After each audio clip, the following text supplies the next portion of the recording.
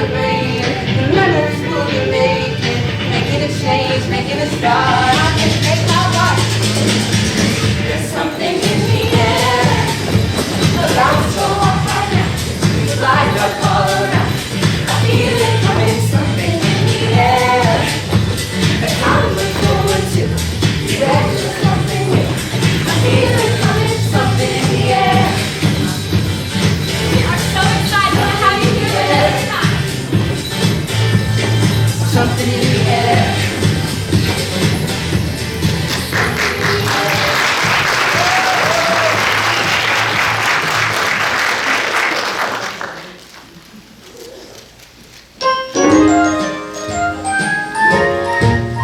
It's beginning to look a lot like Christmas everywhere you go. Take a look at the 5 and 10, glistening once again, with candy canes and silver lanes aglow. It's beginning to look a lot like Christmas. Toys at every store. But the prettiest sight to see is the holly that will be on your own front door. A pair of hop-along boots and a pistol and shoes, the wish of Barney and Ben. Solo talking will go for a walk is the hope of Jess and Jen. And Mom and Dad can hardly wait for school to start again. It's beginning to look a lot like Christmas everywhere you go. There's a tree in the Grand Hotel, one in the park as well, the sturdy kind that doesn't mind the snow. It's beginning to look a lot like Christmas. Soon the bells will start, and the thing that will make them ring is the carol that we sing right within your heart, right within your heart.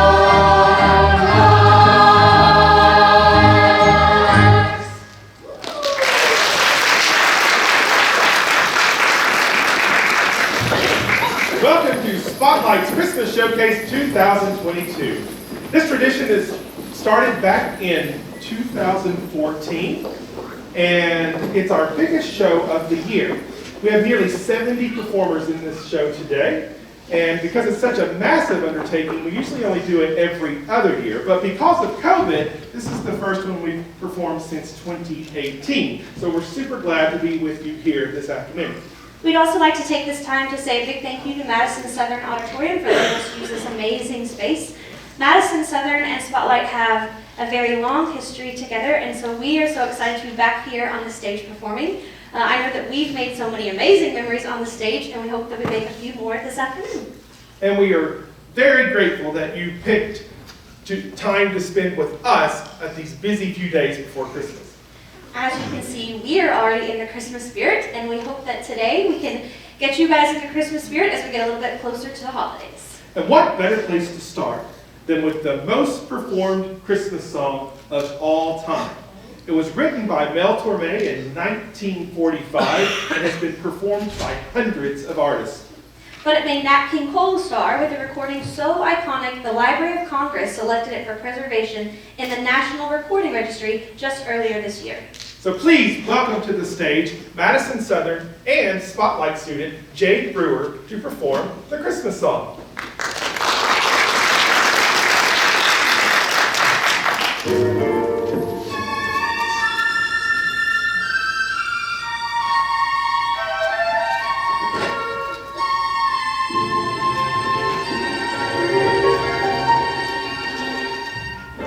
Chestnuts roasting on an open fire, Jack Frost nipping at your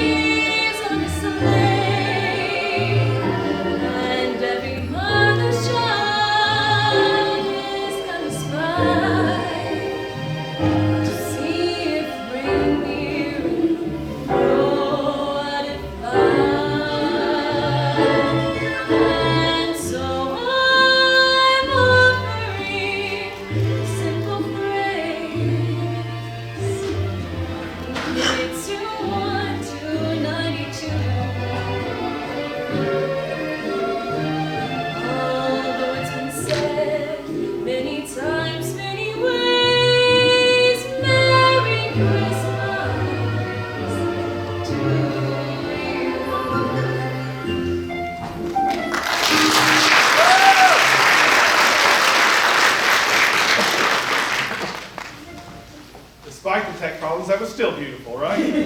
Scratchy mics, that happens. Hello, I am Chad Hembry.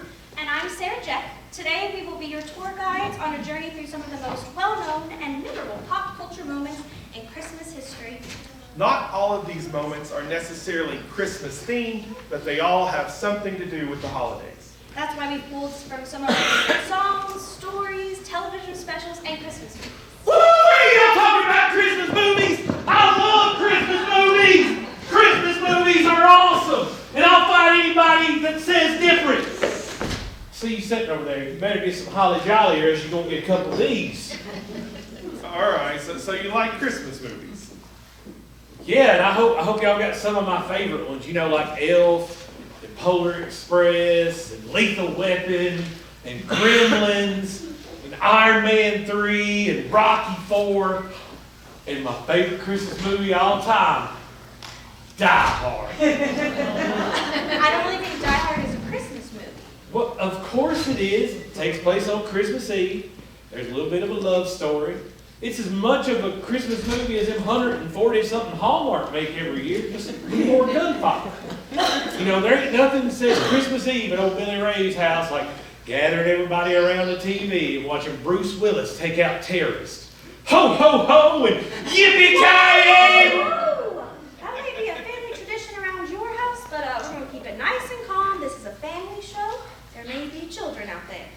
Yeah, I guess there are a few little ones out there. And watching Bruce Willis, you know, in Nakatomi Plaza might be a bit much for them. I was probably 9 or 10 before Paul let me see it the first time. That's a true story, too. And, you know, I guess we'll move on. And y'all was talking about traditions and all this earlier. To me, nothing is more tradition-like than watching them old TV specials used to come on. Except kids these days, they don't know how easy they got it. They got them streaming sticks and fire flicks and all that other stuff. You know, back when we was kids, you got the TV guide and old Rudolph's coming on Friday, and you'd sit down, and if you missed it that year, well, you just out of luck till next year. I understand the sentiment behind that and the idea of everyone having to watch at the same time, but don't you think it's nice that kids can just watch these specials anytime they want to now? I guess, yeah. Well, I'll tell you what, it's time for us to bring the kids out here now.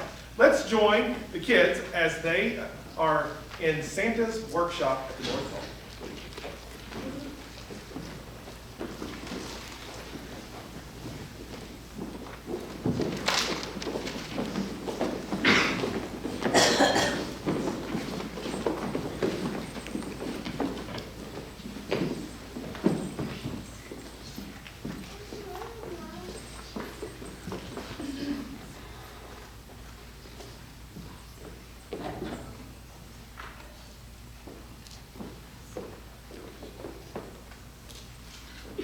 Are you finished painting that?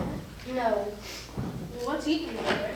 not happy with my work, I guess. What? I just don't like to make toys. Oh. You don't like to make toys. No. Mind telling me what you want to do?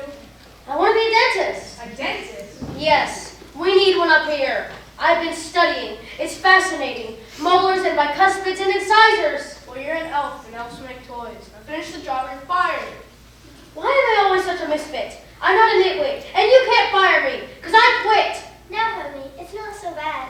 Being a misfit can be good. Just look at Rudolph. He was a misfit. You remember his story. You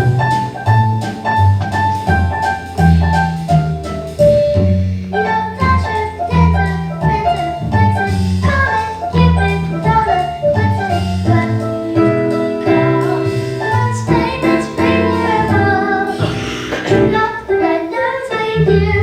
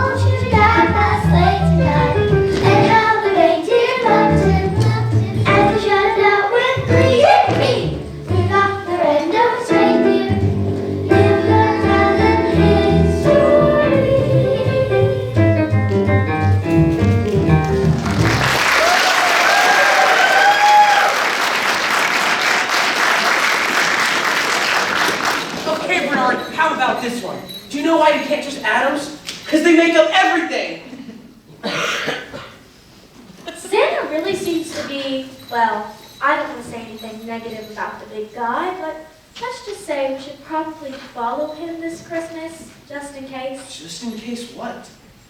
Well, he's gotten a bit clumsy lately, so if anything unfortunate were to happen... Stop it right there. Don't put all that negative energy out there. Balance your chakra. We have to be prepared for a worst-case scenario. According to my statistical models, there was a 1 in 8,226,000.2487948724896782.84.2788659% chance that something bad could happen to Santa this year. Converting to a percentage that's 0.000000000000000000.26% chance of occurrence. There's a better chance of Buddy meeting his daily Etch-a-Sketch goals. I don't care what your fancy model says, Curtis. We're going. We have to make sure nothing bad happens to Santa and by proxy Christmas. So as head elf science officer, you're coming with me. Fine. It's not like I had a choice. You are the boss. And don't you forget it.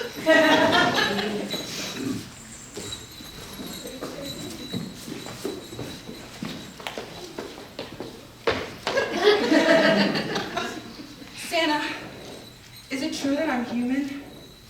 Well, buddy, once upon a time, there was a young woman named Susan Wells, and she had a baby.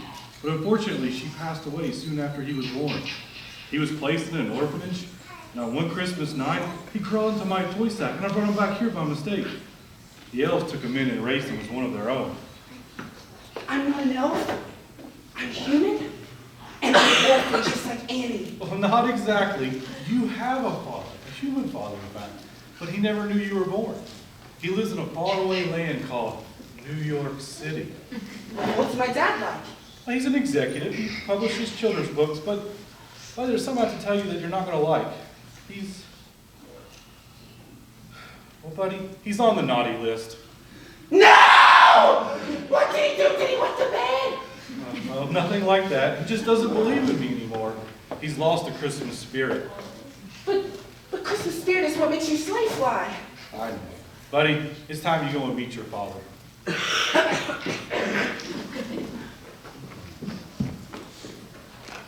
Which direction is New York? It's south. Buddy, we're at the North Pole. Everything is south. What's my dad's name? Walter Hobster. Reprint? What do you mean reprint? You know how expensive that's going to be? Missing 2 pages? I don't care if they're missing 2 pages. You think the kids care if they're missing 2 pages? Like the story might not make sense? They don't even know there's a story there in the first place. They just look at the pictures. Mr. Hobbs, Gotta go? Yes, Deb? I think someone sent you a Christmas gram. A what? Listen to me. It looks like you just came from the North Pole. That's exactly where I came from. Santa must have called you. Oh yeah, just got off the phone with Santa, and I got a call with the Easter Bunny later on, so busy schedule. Just get on with your song. A song? Okay, anything for you, Dad. I'm here with my dad, and we never met, and he wants me to sing him a song. And I was adopted, and you never knew I was born. So I'm here now, without you, Daddy. And guess what? I love you, I love you, I love you! That was real weird. Deb, Yes, Mr. Hobbs. call security.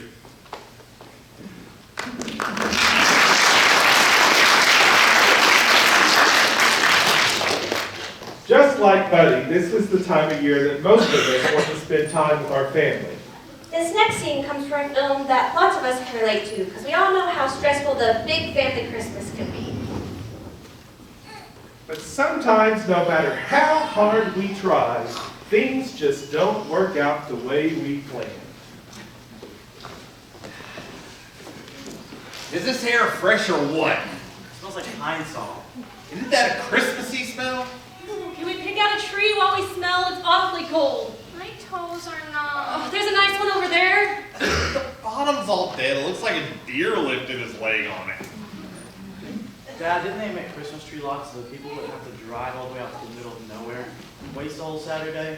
They sure did, Russ, because people forgot how to have a fun, old-fashioned family Christmas and are satisfied with scrawny, dead, overpriced trees with no special meaning. You know, kids, this is what our forefathers did. I can't feel my legs. They went out in the woods, found that special tree, and cut it down with their bare hands. Mom, I can't feel my hips. Clark, Yeah, honey? Audrey's frozen from the waist down. That's all part of the experience.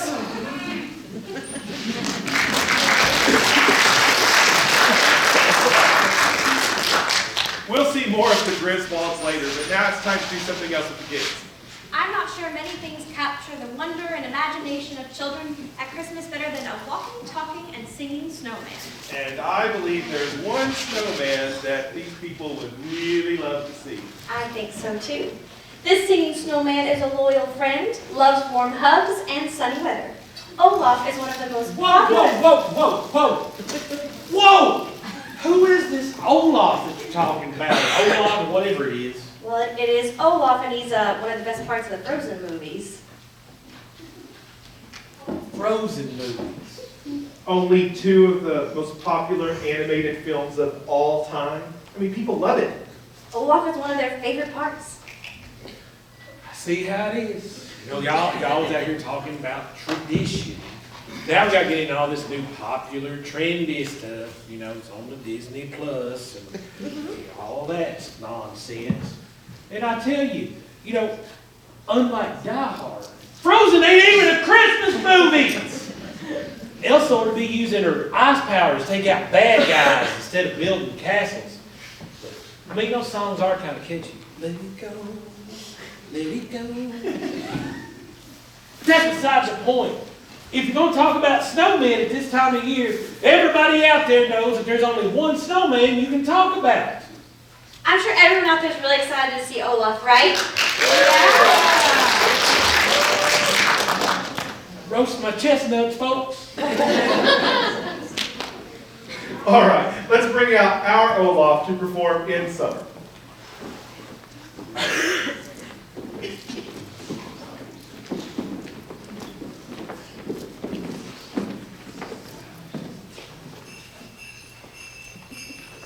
No, but sometimes I like to sit back and relax and imagine what it'll be like when summer does come.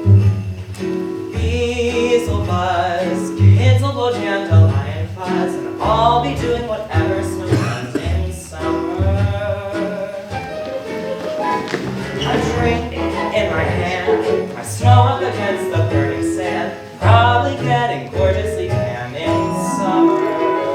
I'll finally see a summer breeze blow away a winter storm, and find out what happens to solid water when it gets cold. And I can't wait to see what my buddies all think of me. Just imagine how much cooler I'll be in summer.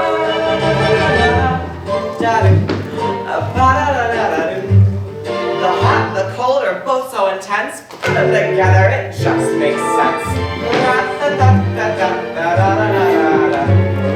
Winter's a good time to stay in a cuddle, but put me in summer and I'll be a Huddle! happy snowman.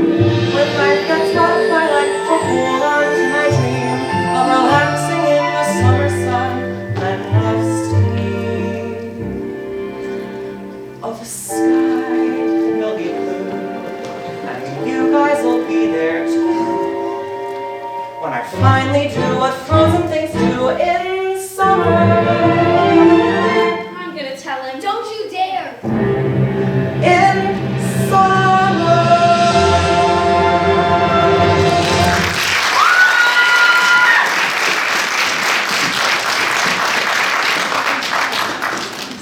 One of the most exciting events of Christmas each year is waiting up for Santa.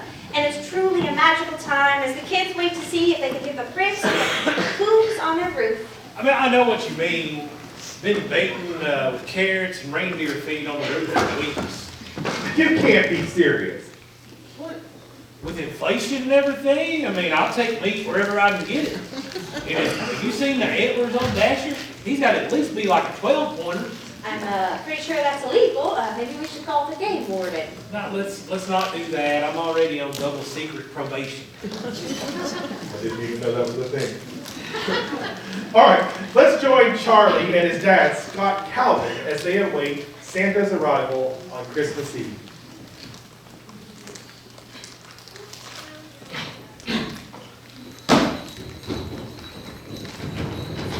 Dad, What? I heard a clatter. What, Charlie? There, a clatter. Charlie, what are you talking about? You know, it came a big noise. It's coming from outside. Charlie, it's just a wind or something. Come on, let's go back to bed. Somebody's on the roof. Maybe it's Santa. Now, I need you to sit here and I want you to stay right there. Okay? You know how to call 911? 911. Hey, you! Oh, hey, buddy, just stay still. Perfect. You got him. Charlie, back inside. It's Santa. You killed him. It is not. I did not kill him. I bet he's got some ID on him. Big fella, if you can hear me, I'm just looking for your identification. If I figure out who you are, I'll give you a ride back to the mall. If something should happen to me, put on the suit. The reindeer will know what to do. Yeah, right. Whoa! Wow. He disappeared. He's naked somewhere. So, you're gonna put on the suit, are you? No. Come on, Dad. Stop it, Charlie. You never do what I want to do. Just give me a minute to figure this out. Reindeer on the roof, Santa suit lying on the ground. Guy fell, not my fault. Reindeer on the roof. Now that one's hard to explain. You know what? I'm just going to call the police, take this stuff back up there and let them deal with it, okay? According to my models, there's a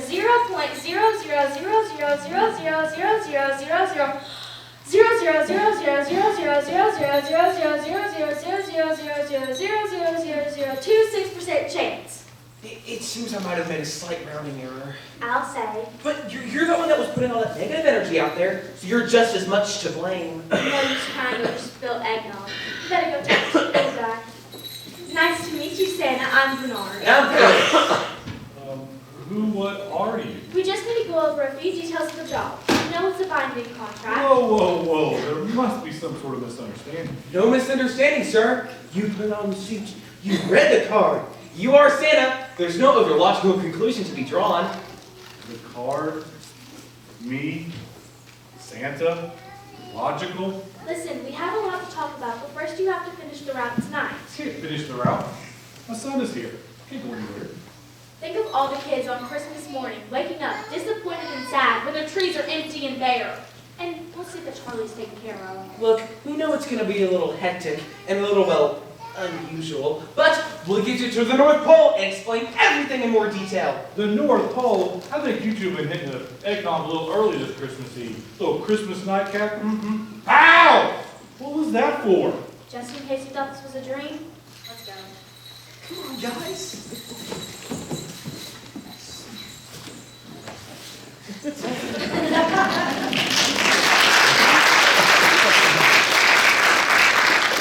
I hope that they get Santa, off to a good start and get things squared away. If they don't, there's going to be a lot of disappointed families. Speaking of families, let's check back in with the Griswolds as the rest of the family arrives.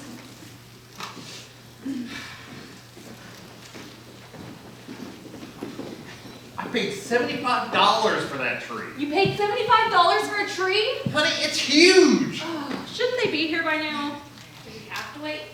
Clarky, sweetheart! Oh, Merry Christmas! You look so lovely. How are you? You know, Oprah did a show on doing? Skinny Women. Can't complain, Did you Dad. see it? Yes, but you still have Are you that getting rusty prettier or my water eyes getting taste. Oh! Merry Christmas, son. It's good to see you. You know, if Hey, your you mother can't would put us in feed the you bunk more, beds you might get a anymore. little Can't bit leave of height her on alone. you. And Audrey, since when did you start wearing Hey, eye I'm sure makeup? Grandpa Hartman doesn't put Honey, any you look sympathy so in it. bet you My are. father, dear, you don't liberty of flipping articles, skill about disease and open mouth kissing.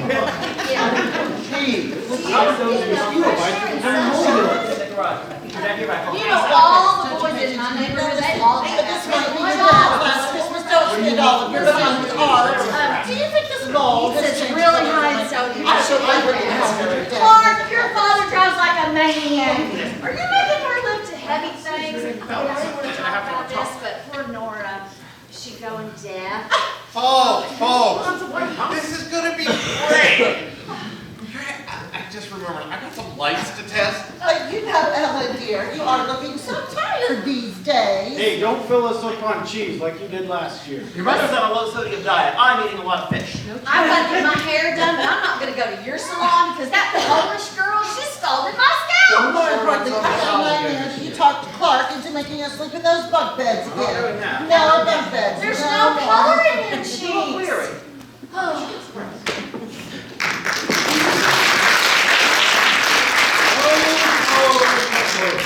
Ho, ho. Ho, ho, ho, ho. It's an improvement. We better head in. Everyone, gather around. We have something to tell you. During the 1950s and 60s, it seemed like every Christmas a new song was released.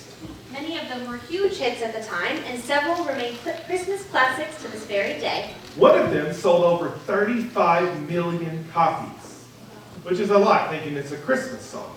And it was performed by Little Miss Dynamite, Brenda Lee. Here is our very own Simi Ray to sing Rockin' Around the Christmas Tree.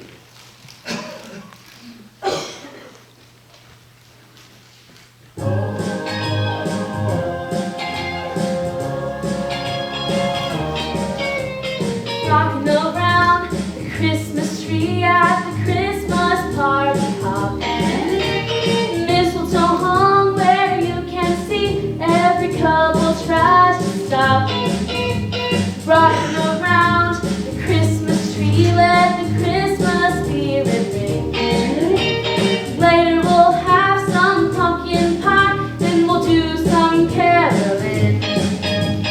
You will get a sentimental feeling when you hear voices singing, let's be jolly, deck the halls with boughs of holly. Rocking around the Christmas tree, have a happy holiday. Everyone dancing merrily in the new old-fashioned way.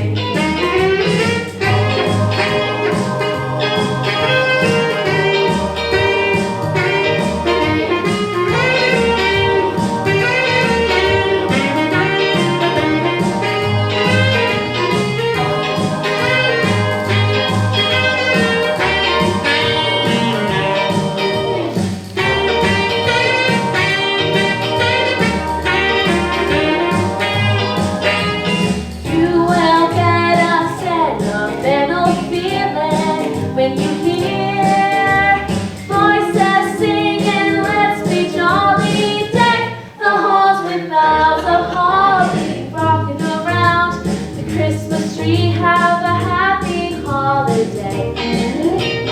Everyone dancing merrily in the new old-fashioned way.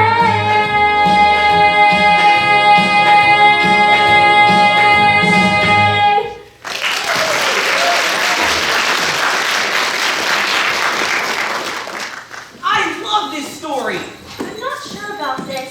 Billy Ray's been on the naughty list for many years. Come on, it can't be that bad. You know, we're talking about tradition, and there's nothing says tradition more than sitting around reading a good old Christmas story. And back there, I was looking through some of them books. You know, we are in a school, so they got a book or two here. And this one says, Politically Correct Christmas Stories. I've never heard of this one before, but I bet there's some good ones in here. Let's see what we got. Oh, I actually know this one. I've heard of this one. 'Twas the night before a non-denominational winter holiday. Not a creature was stirring, not even a mouse. The socks that might be used as a gift receptacle were hung by the chimney with care, in hopes that a non-specific holiday figure would soon be there. Children of all races, creeds, and nationalities are lying all snug in their beds, while visions of sugar-free plums to help prevent childhood obesity danced in their heads. My life partner in their sleeping attire and I and my cat had just settled our heads for a long winter's nap. When out on the lawn there arose such a clatter, I jumped up out of bed to see what was the matter, and to see who was violating the HOA's new silent night ordinance. But what to my wondering eyes did appear but an admissions-free vehicle, an 8-size challenged reindeer. The elderly man getting out was so lively and quick, I knew in a moment that it must be non-denominational holiday figure. He had a broad, normal face and an advanced belly from a lack of exercise that he intended to correct after the new year began, which, after consultation with his doctor, they agreed to start a keto diet with daily workouts at the North Pole Planet Fitness. And he laughed as he worked, saying, "Lady of the evening, lady of the evening, lady of the evening."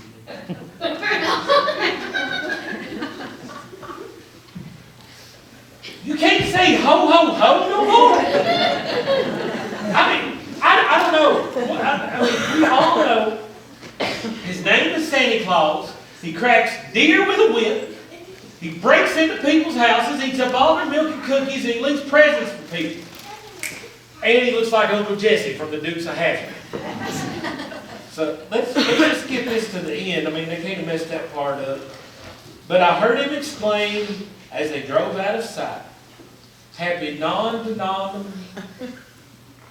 That's not how it ends. We all know how it ends. I heard him exclaim as he drove out of sight, "Merry Christmas to all, and to all a good night."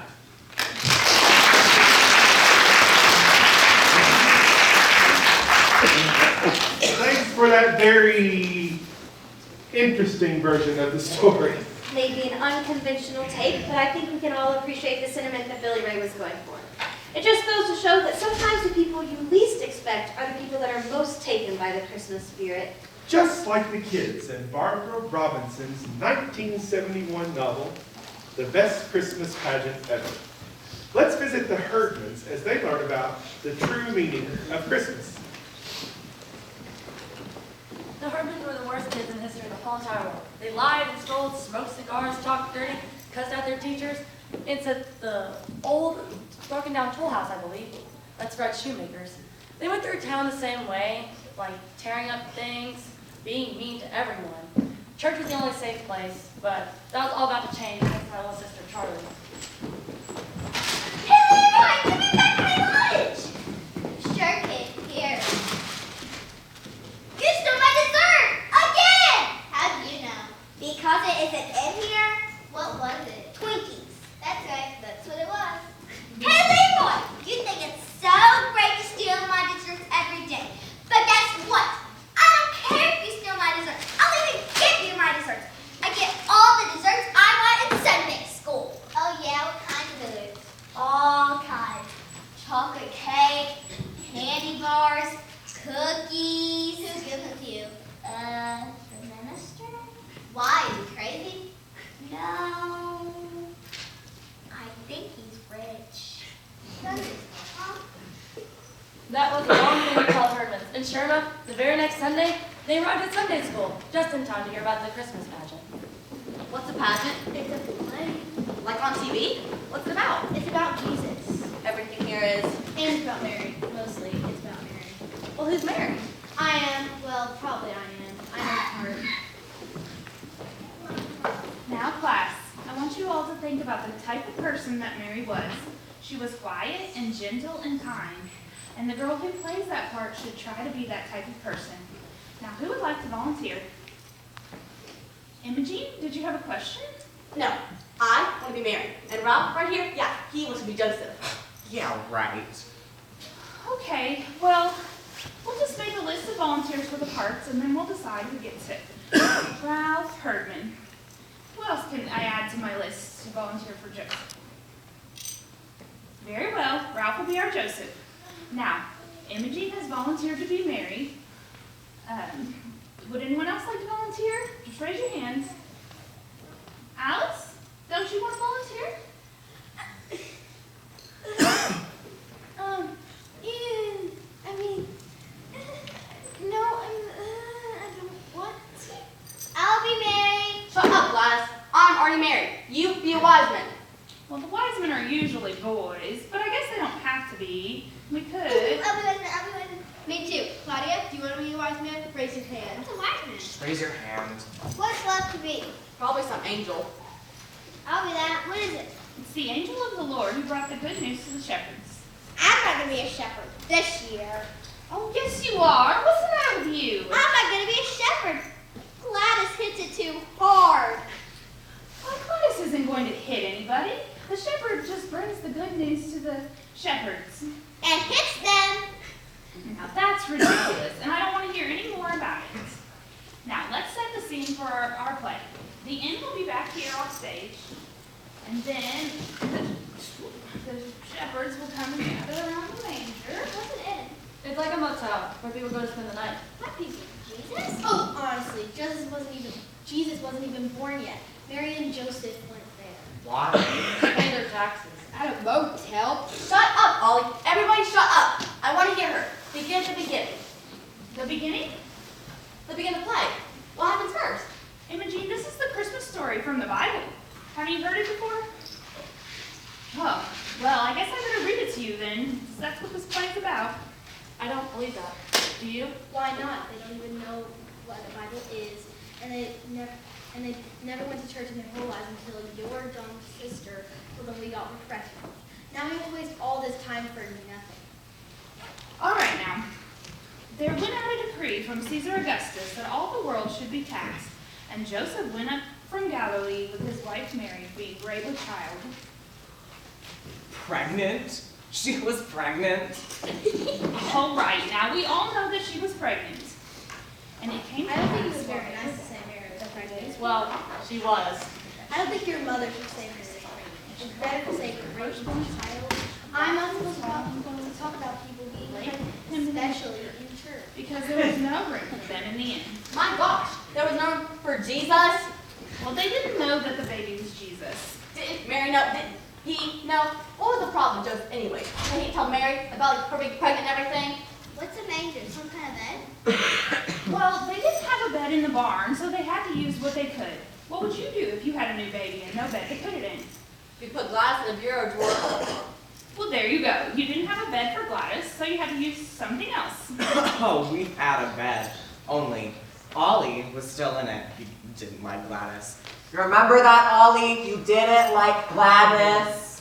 Anyhow, a manger is a feeding trough for animals. What were the line of clothes? The what? It's in there. She brought you a line of clothes. Oh, the swaddling clothes. They used to wrap babies in large pieces of material tightly to make them feel cozy. You mean they tried to put him in a feed box? Where was child welfare? The child welfare got off in 5 minutes. There was no child welfare in Bethlehem. I'll say there wasn't. And there were shepherds keeping watch over their flocks by night. And lo, the angel of the Lord came upon them, and the glory of... Shazam! What? Out of the flag there with whom mentioned the mighty marvel! Gladys, I have no idea what you're talking about. The mighty marvel, an amazing comics out of the Black Knight with Homer Vengeance. This is the angel of the Lord who brought the good news to the shepherds. Out of nowhere, right? In the Black Knight, right? Well, in a way. Shazam! Now, when Jesus was born, there came wise men from the east, and gifts of gold, and frankincense, What's that? and myrrh. What's that? They were special things, precious oils and spices. Oil? What kind of present is oil? We get better presents from the welfare. Were they the welfare, the wise men? Well, they were kings, and they It's were about sent- time somebody important showed up. If they're kings, they can get the baby out of the barn. Well, they were sent by Herod, who was the main king. He wanted to find Jesus and have him put to death. My gosh, he was just born. They wanted to kill a baby? Who's Herod in this play? Herod isn't in this play. He's up to kill the baby and he's not even in the play? Well, somebody has to be here. Let Charlie, you can play Herod. And he's like, go give me the baby. And they're like, okay, he's like the king and all. But Dad, They don't do it. They go back to this. No one's going to be Herod. No, Joseph gets to never see her. And they go, what about Herod? See, we're going to put one in and it's going to be me and I'll get killed. Forget about Herod. There's no Herod. Look, and then I don't know, baby, till the fight's over. Look, I've got him here. Don't touch him. I thank you, Jesus. No. Mary doesn't say anything. I don't get to say anything? I would have named him Bill. oh, what a terrible thing to say. Mary named him Jesus because that's what the angel told her. He said, he shall be called Wonderful, Counselor. What angel was that? There's angels all over this place. Was that Gladys? No, Gladys is the angel of the Lord that brings the good news to the shepherds. Unto you a child is born. Yeah, unto you a child is born. Unto me. Not them, me. I'm the one who had the baby. No. It just means that everyone, Jesus is for everyone. Unto all of us a child is born. Now, let's take a 5-minute break, and then we'll start running through the show. 5 minutes. We never did get started again that day. 5 minutes. 15 minutes. All the meanwhile, Imogene Herdman spent all her time smoking cigars in the ladies' restroom. Miss McCarthy went in there and saw the smoke, called the fire department, and they came right away. Fire! There's a fire! Fire! The fire department came and dragged the host to the church looking for a fire to put out. Shocker, there wasn't one. My mom was mad, Miss McCarthy was mad, Alice Wellikin's mom didn't know what to think either, neither did Reverend Hopkins. I've been on the phone all day and I can't make heads or tail of it. The whole church is in an uproar. I mean, Jesus said, suffer little children come unto me, but I don't think he was talking about the Herdmans. Grace, don't you think we should just cancel the pageant? Everyone seems to think it's going to be a Disaster? Well, they're wrong. I think it's going to be the best Christmas pageant we've ever had.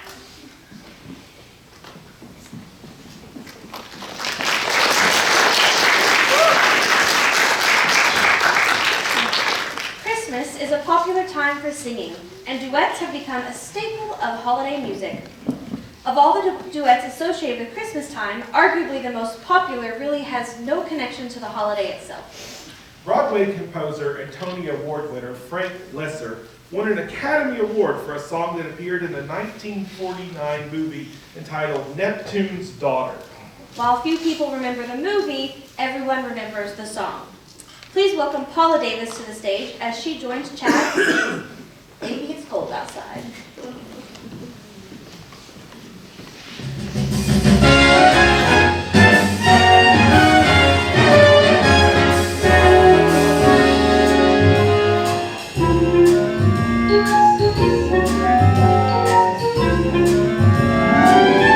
I really can't stay. I've got to go away. This evening has been so very nice. I'll hold your hands, they're just like My mother will be suspicious. My father will be pacing the floor. Really, I'd better scurry. Just a half a drink more.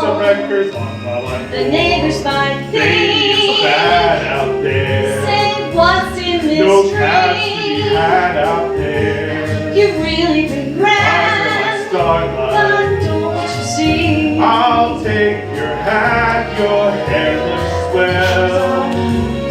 Mind if I move in closer? What's the sense in my I really can't stay.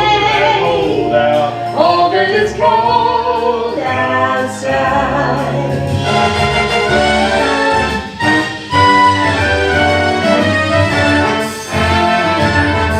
I simply must go.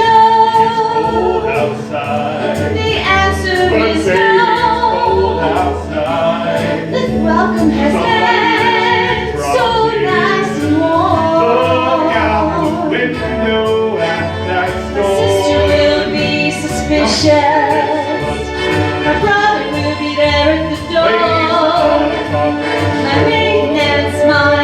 delicious. Maybe just a cigarette more. I've got to get home. Say, let me your You've really been grand, but don't you see? How can you do this thing to me? Now give me talk tomorrow. At least there will be plenty implied. I really can't Get over the hole now. Oh, that is cold. Baby, it's cold outside.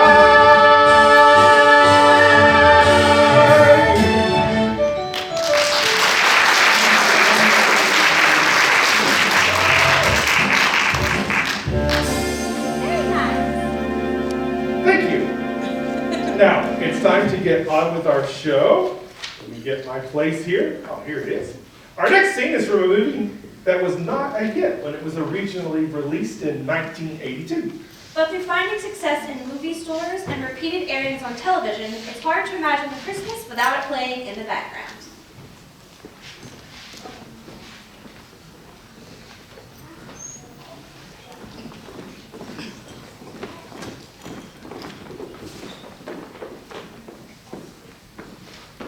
You're full of beef, and so's your old man. Says who? Says me.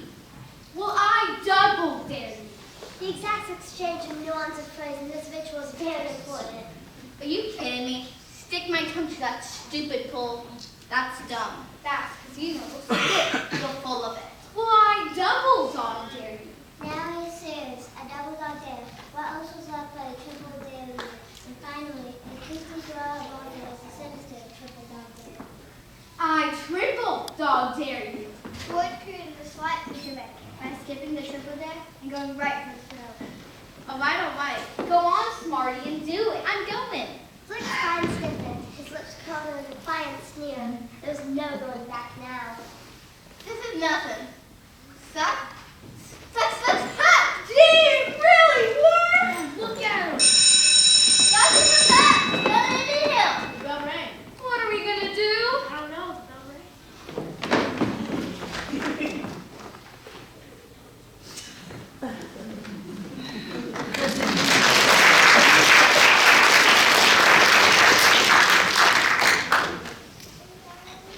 The Christmas Story is truly a classic now, and the sequel, A Christmas Story Christmas, is actually very good, and I think it will become a classic too.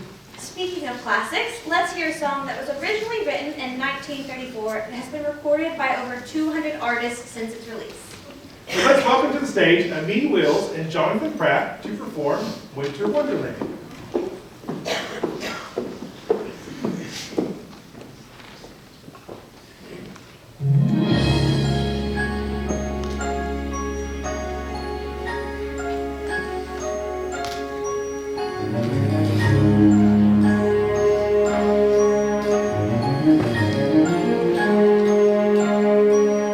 Sleigh bells ring, are you listening?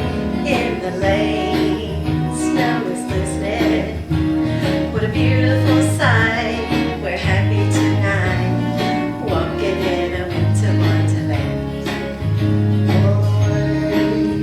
Yes, a bluebird, yes, stay, yes, the little bird. You'll sing a love song as we go along, walking in a winter wonderland. Now we can build a snowman and pretend that he is Parson Brown. He'll say, are you married? We'll say no, man. But you can do the job when you're in town. Later on, we'll conspire as we dream a little dream by the fire. We'll face unafraid the plans that we've made, walking in a winter wonderland. When it snows, and it's thrilling, though you know it's a chilling. While it can play, yes, the whole way, walking in the winter wonderland. And no matter we can build a snowman,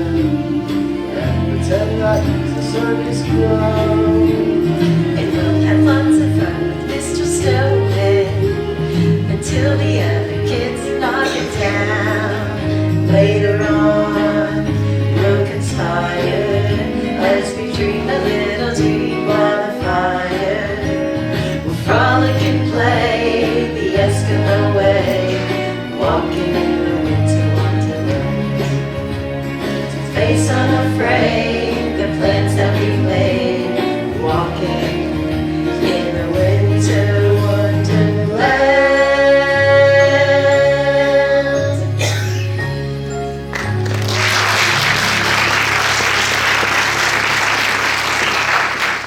That's a great song, and can't help but just put you in the Christmas spirit.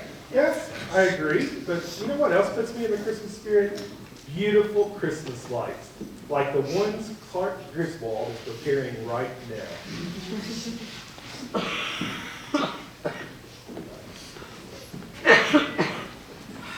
You want to get a move on there, Clark? I'm freezing my baguettes off out here. Are you ready? 250 strands of lights, 100 individual bulbs per strand, for a grand total of 25,000 individual miniature imported Italian twinkle lights. 25,000! Nobody I know drives by and sees me standing in the yard staring at the house. If they know your father, they won't think anything of it. I dedicate this tree to the Griswold family Christmas. Drum roll, please. Drum roll. Mom, Dad. Joy to the world. Beautiful, Clark. Just beautiful. Boy, talk about tinkling away your money. Kids, I sure hope you see what a silly waste of resources this was. They work really hard, Mom. So do washing machines. But they don't make very good fathers. Probably just a single bulb. One goes out and none of them work. Sorry, Dad. Honey, we'll be inside. Don't stay out too late. You have work in the morning.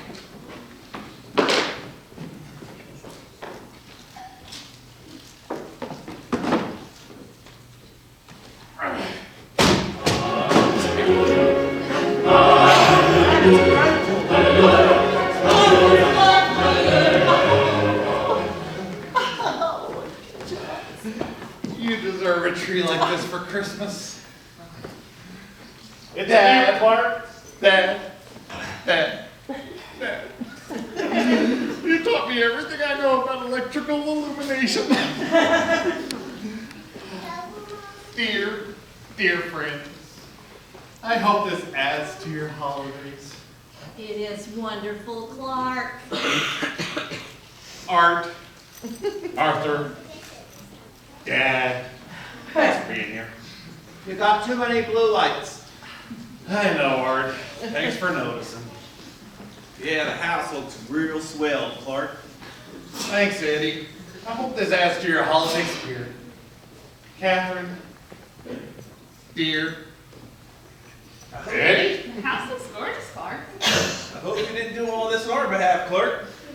Eddie, get out here and see what your Uncle Clark has done. You remember, this is Rocky. Oh, well, do you have a kiss for me?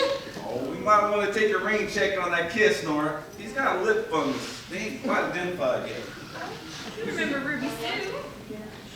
Oh my gosh, your eyes aren't crossed anymore. That's something, ain't it? Fall in the well, her eyes get crossed. Get kicked by a mule, right back to normal. We would have called, but Eddie wanted it to be a surprise. Yeah. Clark, you surprised?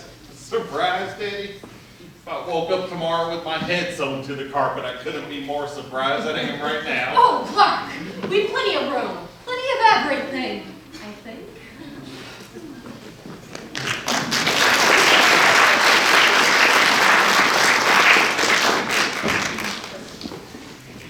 I'm still considering my legal options, you know, since pretty obvious cousin Eddie might be a likeness of you know who. But you know what? There's something else I'm mad about. I'm madder than Santa Claus when he finds tofu and water instead of milk and cookies. We had that Olaf imposter out here earlier, and even I'm smart enough to know what happens to a snowman when you put him in the sun. You know what? We've gone long enough without hearing from the big cheese, CSIC, Chief Snowman in Charge. And I ain't gonna stand for it any longer. Do I really have to do this? you have to. This is for all snowmen everywhere. But snowmen can't even walk, or talk, or sing, or dance. They don't exist in any sort of... Whoa. You're making me look bad for all this time.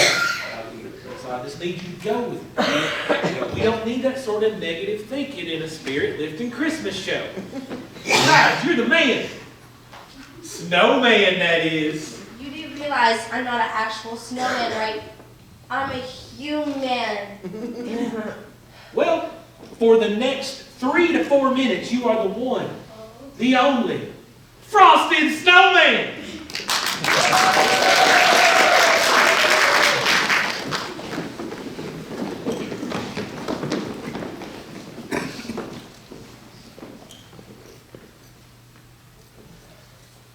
Debonair with a tall silk hat, muffin morocco and a tummy that's fat. King for a day and he loves the road with a broomstick cane and a heart of gold. Frosty the snowman was a jolly happy soul, with a corncob pipe and a button nose and 2 eyes made out of gold. Frosty the snowman was a fairy tale, they say. He was made of snow, but the children know how he came to life one day. There must have been some magic in that old silk hat they found, for when they placed it on his head, he began to dance around. Frosty the snowman was alive as he could be, and the children say he could laugh and just the same as you and me. Down to the village with the broomstick in my hand, running here and there all round the square, and he catch me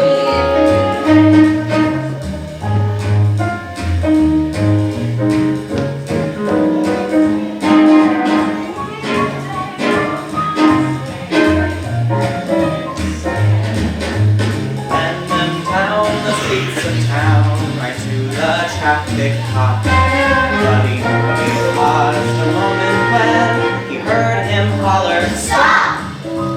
Frosty the snowman had hurried on his way, so he went out our saying, "Don't you cry, I'll be back again someday." Company come, company come, look at Frosty go. Company come, over the hills of snow.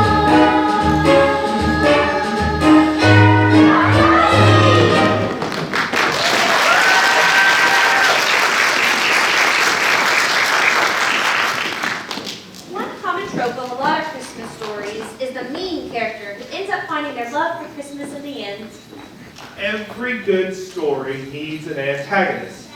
And ever since Charles Dickens created Ebenezer Scrooge, we all love to see that antagonizing character learn the error of their ways. As timeless as Scrooge is, there is a character that fits this description that is just iconic. Dr. Seuss gave us the perfect example of this. I cannot work under these conditions. I don't eat blue M&Ms, and there's no coconut water. What is wrong with you people? And the kids, my gosh, the kids. I signed up to be an actor, not part of a Christmas-themed daycare. Children and animals, you've heard that one before. I'm out of here. We got a slight technical difficulty. What are we gonna do? Do we have an understudy? Don't worry about this. Calm you jingle bells. I got it. I've only seen that movie like 600 times. The nerve of those Who's inviting me on such short notice. Even if I wanted to go, my schedule wouldn't allow it.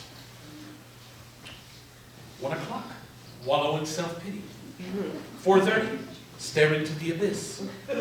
5 o'clock, solve world hunger, tell no one. 5:30, jazzercise. 6:30, dinner with me. I can't cancel that again. 7 o'clock, wrestle with my self-loathing. I'm booked. Well, if I bumped the loathing tonight, I could still be done in time to lay in bed and stare at the ceiling and slip slowly into madness. But what would I wear? And don't even get me started on that little girl.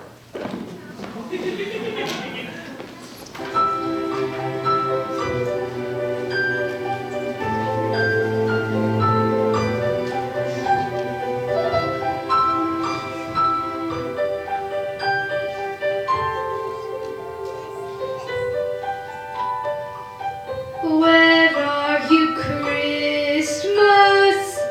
Why can't I find you?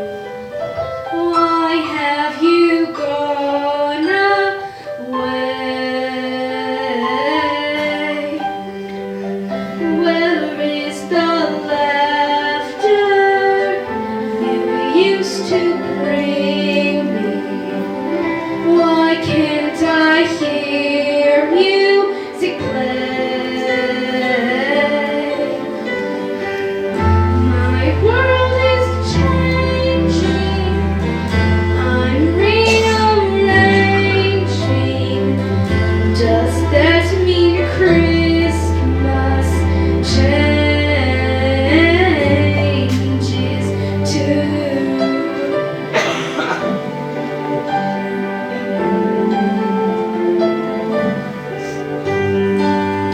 Where are you, Christmas? Do you remember the one you used to know? I'm not the same one. See what the time's done. Is that why you have let me go?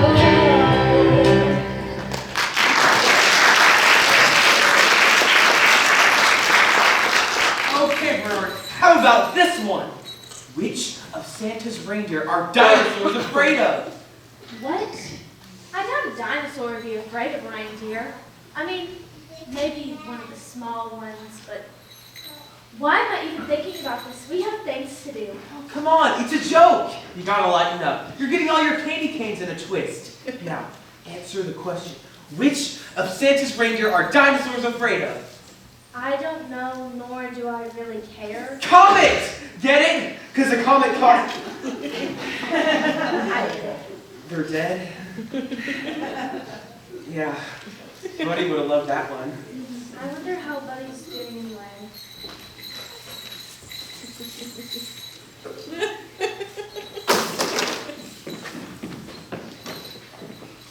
Hey, you, get back to work. You're in the North Pole. This is a mall, it isn't the North Pole. Yes, it is. No, it's not. Where's the snow? Why are you smiling like that? I like to smile. Smiling's my favorite. Make work your favorite. I love to work.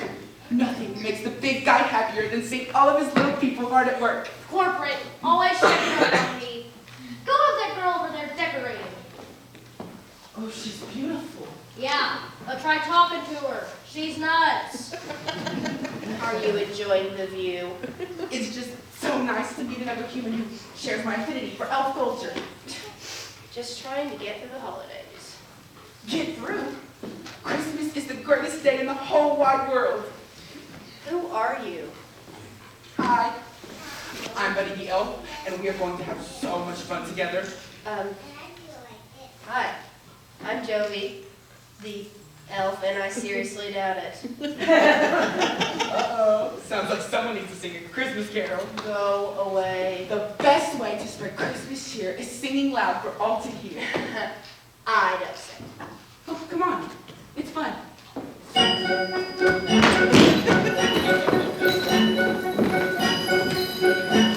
There's a saying we have up north that helps put our best foot forth. If you want to deck the halls for Mr. C, make sure they're sparkle, jolly, twinkle, jolly. What the heck is that supposed to be? Just the usual home office baloney. When the room is gloomy and the atmosphere has cold winds, then you must remember that December is a time for glints. never stop until each lamp on your Christmas tree is sparkle, jolly, twinkle, jingly. Every ornament that's sitting, waiting on the shelf. Why busy decorating? Why not decorate yourself? So you bring a smile to every person you see. I'm sparkle, twinkle, jolly, what? Close enough. And if you're out, remember the great that's just mine. Oh, be true. Be true. For when it comes to Christmas displays, look inside and you know what to do. You know just what to do. Cheery overall on every wall and every nook. To love each corner till it's Christmas everywhere you look. Give the world a holiday that's bright as can be. Make it sparkle, jolly,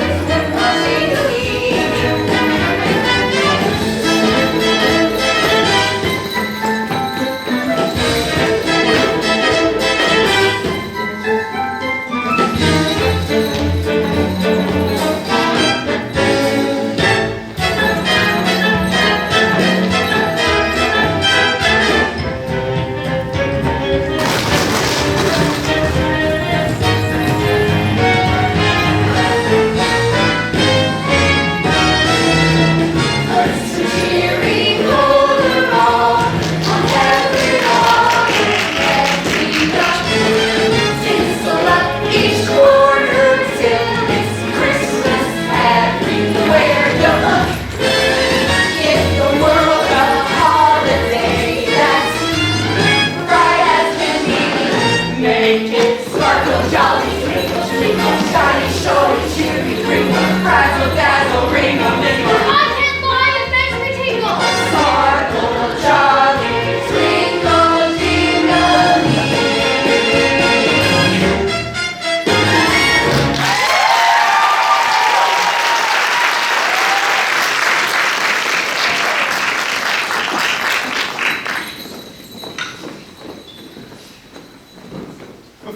To our last number before the intermission, we'd like to be serious for just a couple of minutes and talk about Spotlight Acting School.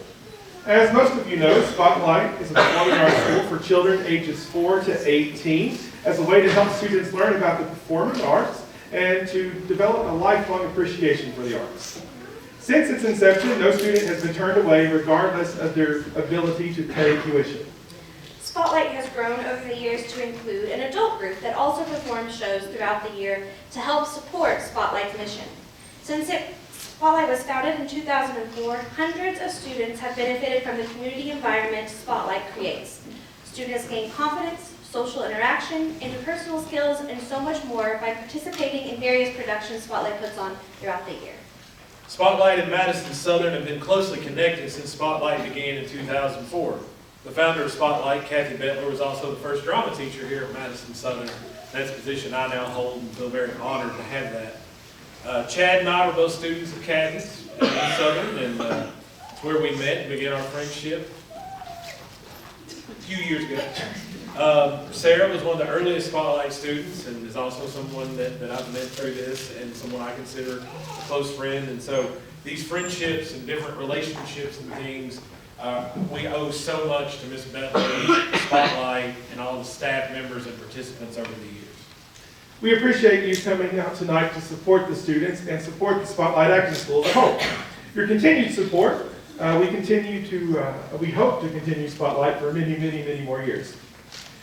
You can always find out what shows, auditions, or events that we have coming up on spotlightactingschool.com or by following us on Facebook. So now we are ready to go on with Act 1. This song was written for Frank Sinatra in 1954, and it was so popular that he recorded it several times over the years. Here is longtime Spotlight student Kara Peters, along with some of our dancers, to perform the Christmas Waltz.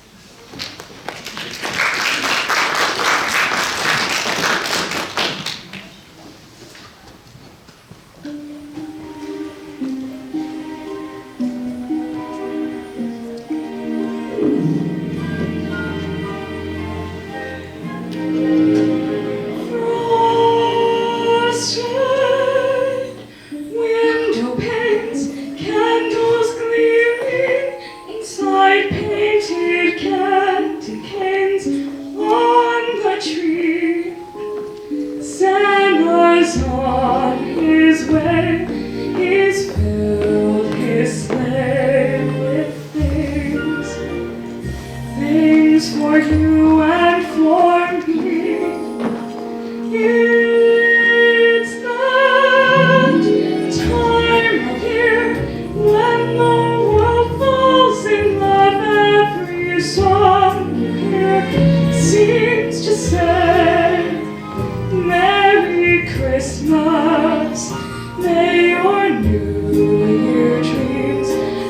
come true. And this song of mine in 3/4 time wishes you and yours the same thing too.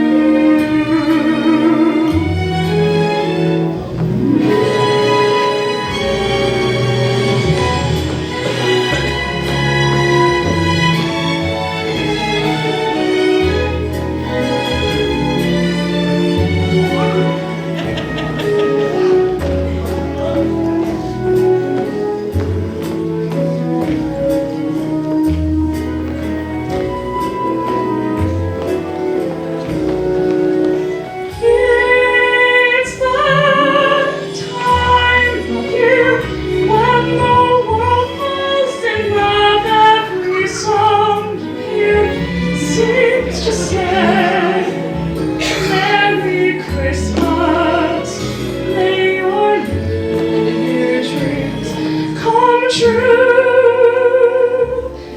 And this song of mine in 3/4 time wishes you and yours the same thing too.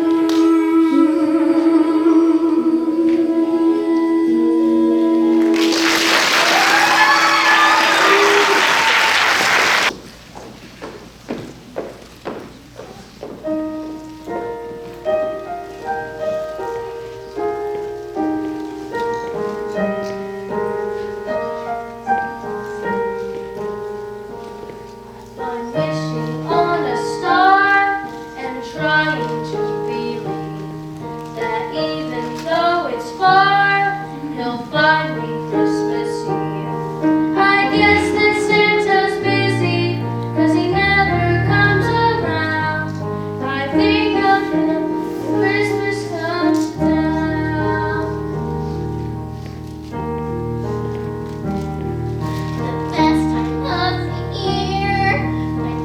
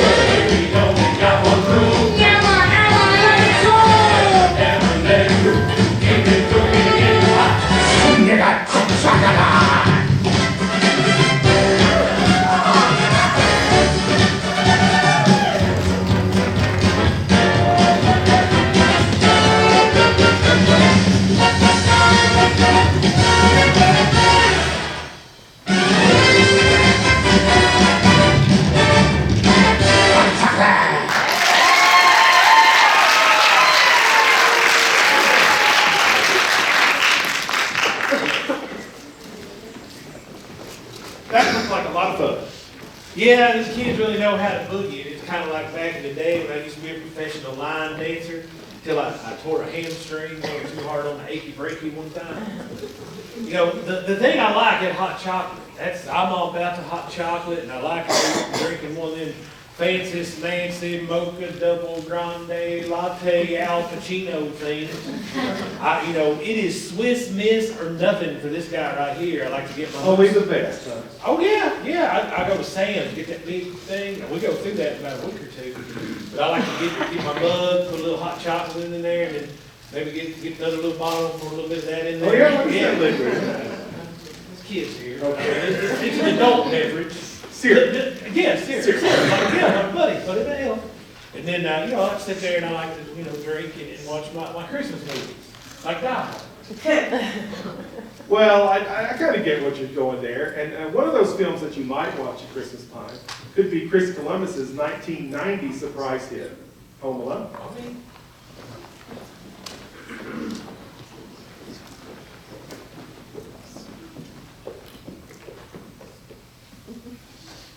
Peter!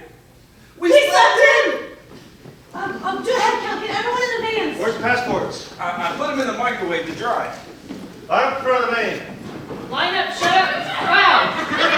Shut up! I need a head count. 1, 2, 3. 11, 92, 12. Buzz, don't be a moron. 6, 7, 8, 9, 10, 11. Half in this van, half in the other. Let's go. We're never gonna make it on time, at least in 45 minutes. Oh, think positive. You be positive, I'll be realistic. Maybe you're forgetting something. Irving Berlin had moderate success with his film Holiday Inn when it was originally released. However, it went on to inspire another timeless Christmas classic, starring Bing Crosby and Kentucky's own Rosemary Clooney.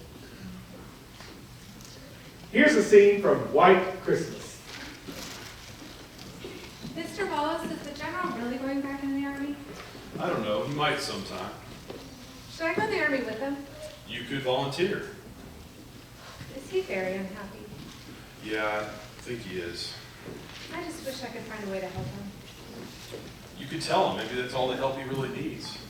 I want to tell him. I almost did today, but I'm kind of scared of him. Don't feel bad. He used to scare 6,000 grown men a day. Why don't you go in and try to get some sleep? How can I? All I do is worry about him. It's really very simple. Just try the Bob Wallace method.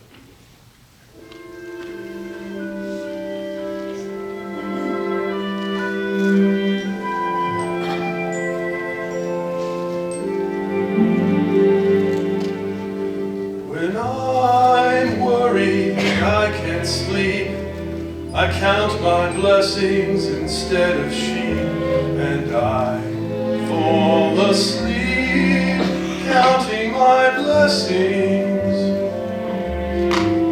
When my bankroll is getting small, I think of when I have done it all, and I fall asleep counting my blessings. I think about a nursery and I picture curly hairs, and one by one I count them as they slumber in their bed. So if you're worried and you can't sleep, just count your blessings instead of sheep, and you'll fall asleep counting your blessings. Oh, I think you staying here and trying to help the general. I think that's one of the most decent, unselfish things I've ever seen. Talk about decent, look at the old man. I once saw him lift a guy out of a burning Jeep and run 50 yards under fire. Like those kids that were here earlier today. Good hearts for sure. Now I'm going to try to get some sleep myself if I can.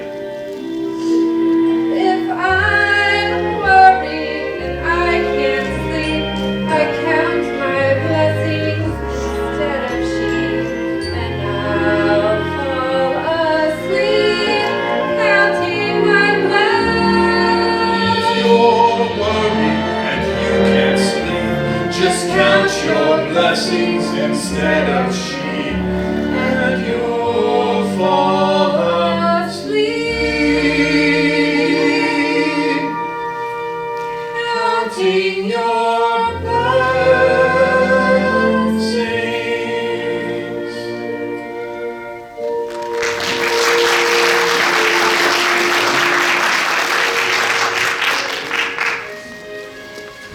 We should all be counting our blessings this time of year because you never know what might happen. Just like when the Herdmans finally get to perform at the Christmas pageant.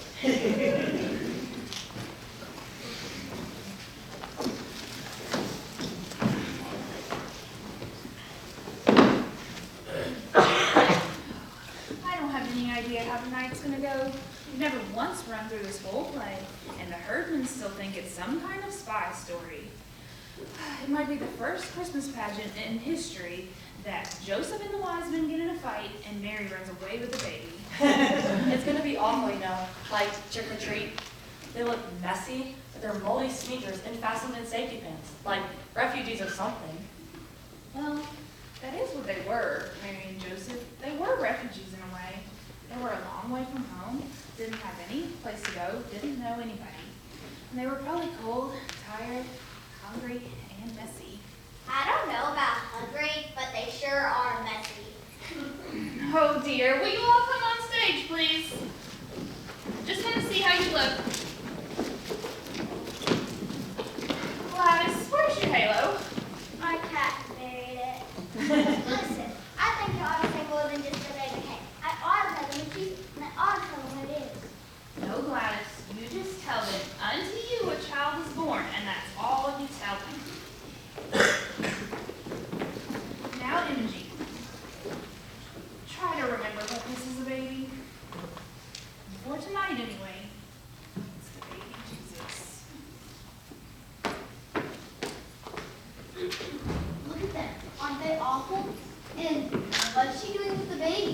I don't think it's very nice to stop her with Jesus as if he had colic. Well, you could have called it like any other baby. I don't care. It looks awful, and they look awful. So what? They just came a long way with no place to sleep, and now they have a whole new baby to learn. Who? Ralph and Imogene? No, Mary and Joseph. And in the region, there were shepherds in the fields, keeping watch over their flock by night. And an angel of the Lord appeared to them. An angel of the Lord appeared to them.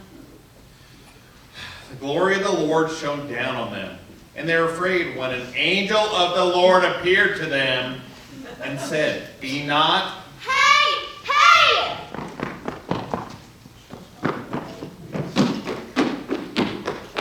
Unto you a child is born. It is baby Jesus. Into the vine. Proceed. Go on. And suddenly there was a multitude of heavenly hosts saying, "Glory to God in the highest, and on earth peace among men." When Jesus was born, there came wise men from the east to worship him, bringing him gifts. They look awful too. And what's that Leroy's got? It's a ham. A ham? They must hate ham. So what? Even if they do hate him, Alice, it's the only thing they've ever given away in their entire lives. Being warned in a dream that they should not return to their own country, the wise men departed a different way. The shepherds also departed, praising God for what they had seen and heard. But Mary kept all these things and pondered them in her heart. Look, Dad, Mary's crying. Mrs. Radley, Mary's crying. Can you believe that's Imogene Herdman? And the rest of them? You know, I think this is the very best Christmas pageant we've ever had. I don't know, I think it's because of them. Something sure was different. The angel of the Lord sure was different. Well, you know, I liked that, though. She had lots of spirit. Sometimes you can barely even hear the angel of the Lord. I need to go tell Grace that. Hey, unto you a child is born.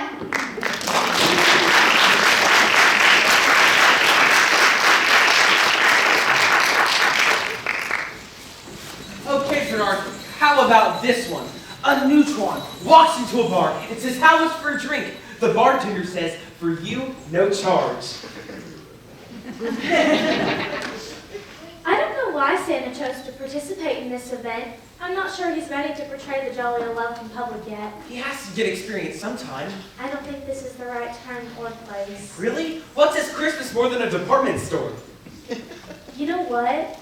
That's kind of depressing. Wait, is that Buddy? Would somebody like a hug? Would somebody like a punch in the throat? No way. Wouldn't like that at all. Didn't think so. Hey, do you want to maybe eat food? Do I want to eat food? You know, with me? You asking me out on a date? Yes, that's right, a date. Oh, you don't want to go out with me? Yes, I do. Why? Well, because I like you and I feel really good when I'm around you and my tongue swells up. Your tongue swells up? Yes, it does, like this. That's weirdly nice, I guess, that I make your tongue swell up, so what the heck? I'm free Thursday. This is going to be the best Thursday in the history of Thursdays. Attention all Macy's shoppers! Santa Claus will be arriving any minute now. That's right, Santa Claus is coming to town. Santa! I know him! All right, well, my shift's over, so I guess I'll see you Thursday. You're leaving, but Santa's coming. That's so high for me. Ho, ho, ho! Merry Christmas! Hey, Santa, it's me, buddy. Oh, hey there, how you doing, buddy? You're not Santa. Well, of course I am. Ho, ho, ho! Not for the kids, Zippy. If you're Santa, then what song did I sing to you on your birthday last year? Oh, happy birthday, of course. Dang it, he's right. Don't tell him what you want, kids. He's a liar. Let the kid talk. You sit on a throne of lies. You smell like beef and cheese. You don't smell like Santa. You're a fake. I'm a fake. How'd you like to be dead?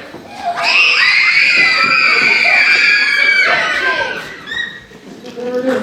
Lord, Noel.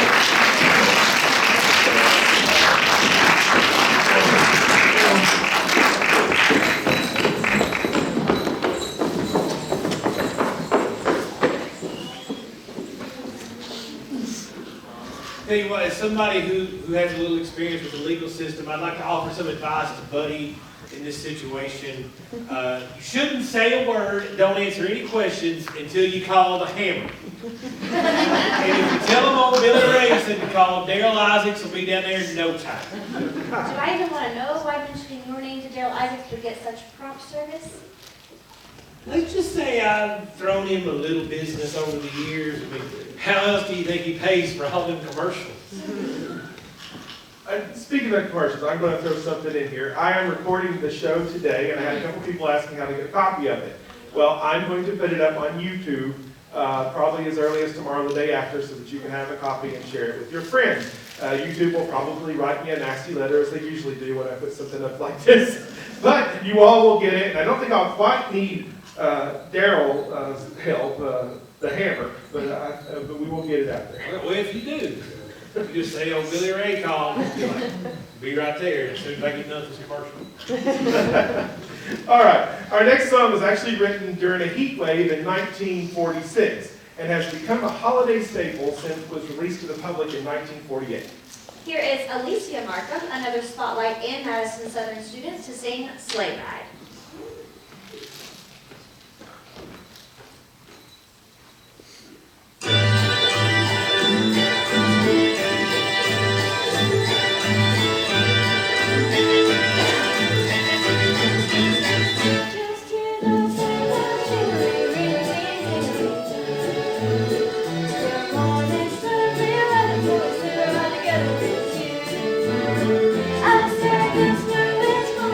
Friends are falling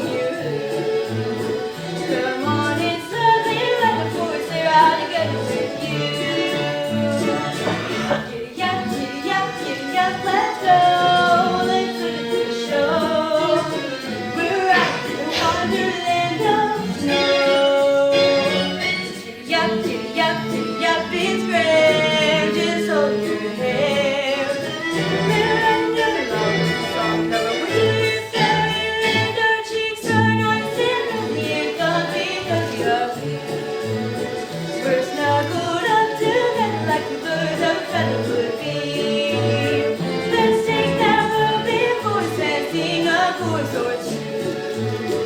Come on, it's lovely when the voices are together with you.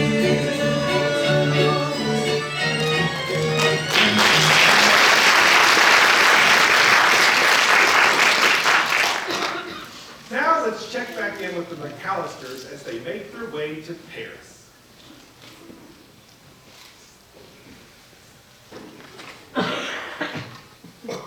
Plain plate.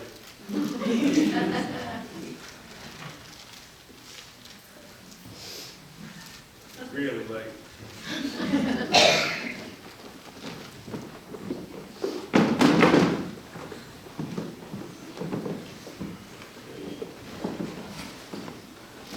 Champagne, can you believe it?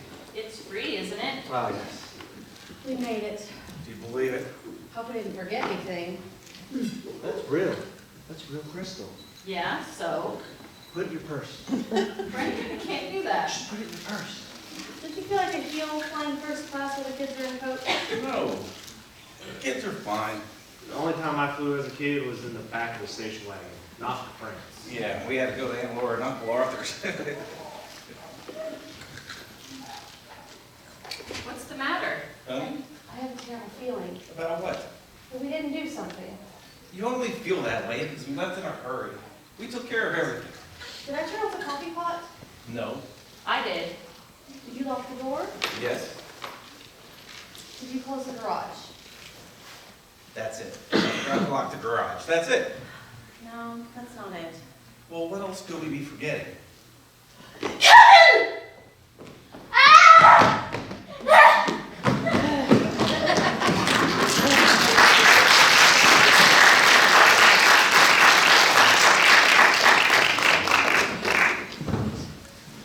Poor Kevin. Sometimes getting what you want isn't exactly what you hoped it would be.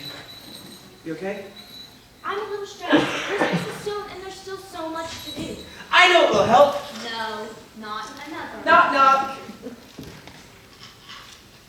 Come on, knock, knock. Who's there?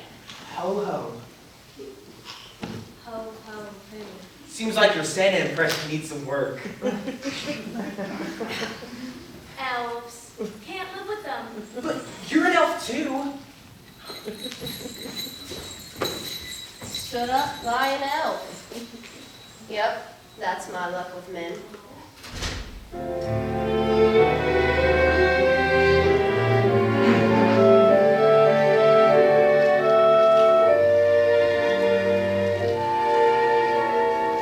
He's several hours late. The skylight's growing dim. While others deck the halls, you dream of decking him.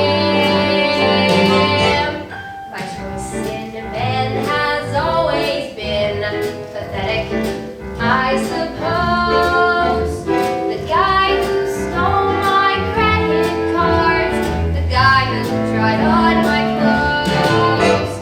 And so a row of self-help books line my bedroom shelf. But there's one rule those books forgot: you never fall in love with an elf. The holidays will seem bittersweet while you're hooked in bed. But how can one girl ever compete with the magic fat guy in a flying sled? Go ask 100 single girls from here to Philadelphia. They'll say it's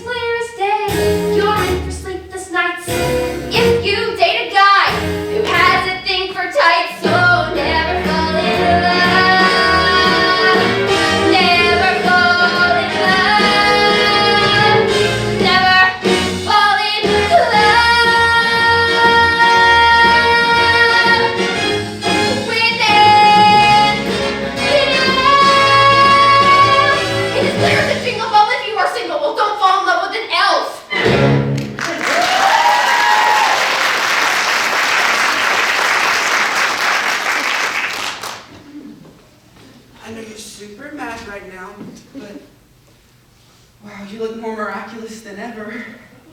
Thanks. Wait, you are 2.5 hours late. I have a really good explanation. Go ahead. I forgot about our date. You forgot? That's your really good explanation. You forgot.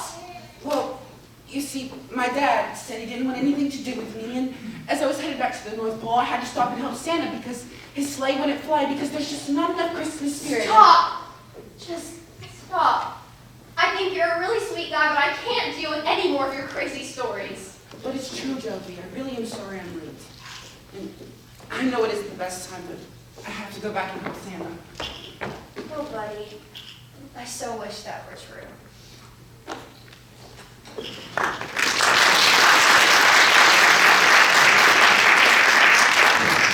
Christmas has a way of creeping into stories you never expect.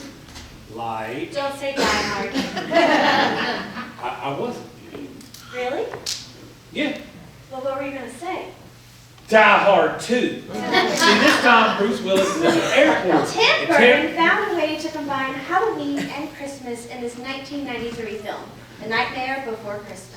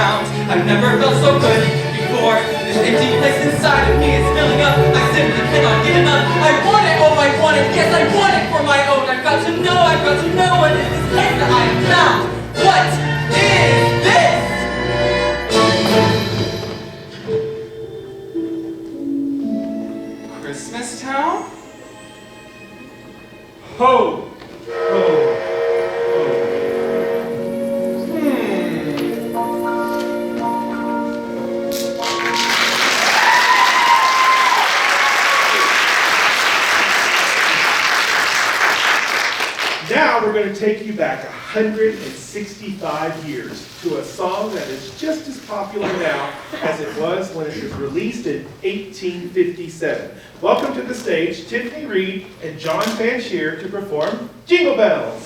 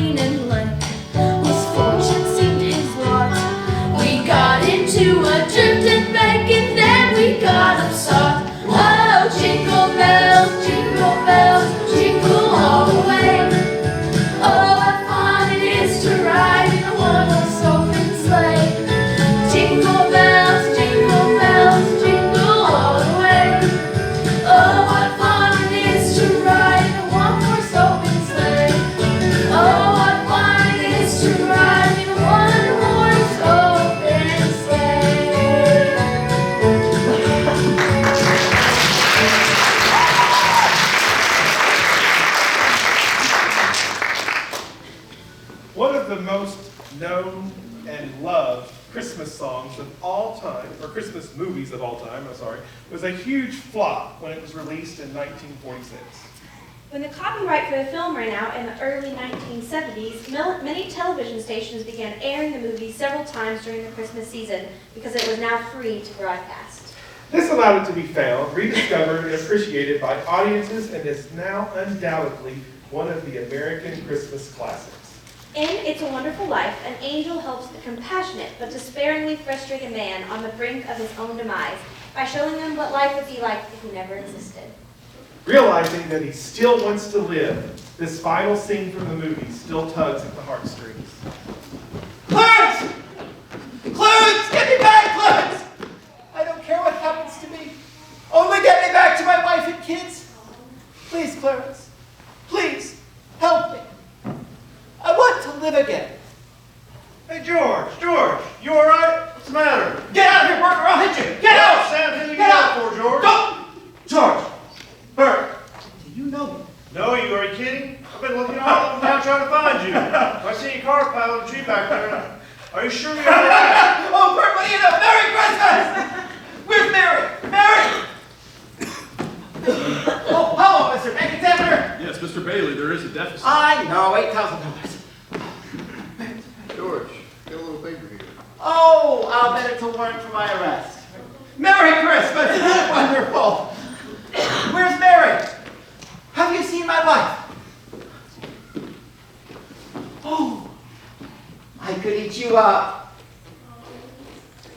Where's your mother? She went looking for you with Uncle Billy. Susie went with Ginger Staff. How do you feel? Not a smidge of a 10. Not a smidge of a Hallelujah! George, darling! Mary! Mary! George, where have you been? Oh, Mary, let me touch you. Oh, Mary, you're real. You're real. Oh, Mary, you have no idea what's happened to me. You have no idea what's happened here. George, stay here. Stand right here. Don't move. Don't move. It's a miracle, George. It's a miracle. Uncle Billy, everyone come in. Isn't it wonderful? Mary did it, George. Mary did it. She told a few people you were in trouble, and they gathered around town collecting money. They didn't ask any questions, but they just said, if George is in trouble, I'm there for you. You've never seen anything like it. Here you go, George. Merry Christmas. This is money I'll save for divorce. If I were a husband. Quiet, everybody. This is from London. Mr. Gower Cable, you need cash. Stop. My office instructed up to advance you up to about $25,000. Stop. Hee-haw and Merry Christmas. Sam Wainwright. Oh! How about some wine to celebrate? Hark the herald angels sing, glory to the newborn King. Peace on earth and mercy mild, God and sin is reconciled. Joyful all ye nations rise, join the triumph of the skies. With angelic hosts proclaim, Christ is born in Bethlehem. Hark the herald angels sing, glory to the newborn King. Hello, George. Harry! Harry! Mary, looks like I got you too late. Mary, I got him here from the airport as quickly as I could. The fool flew all the way up here in a blizzard. Harry, what about your banquet in New York? Oh, I left right in the middle of it as soon as I got your telegram. Good idea, Ernie. A toast to my big brother George, the richest guy in town. Here.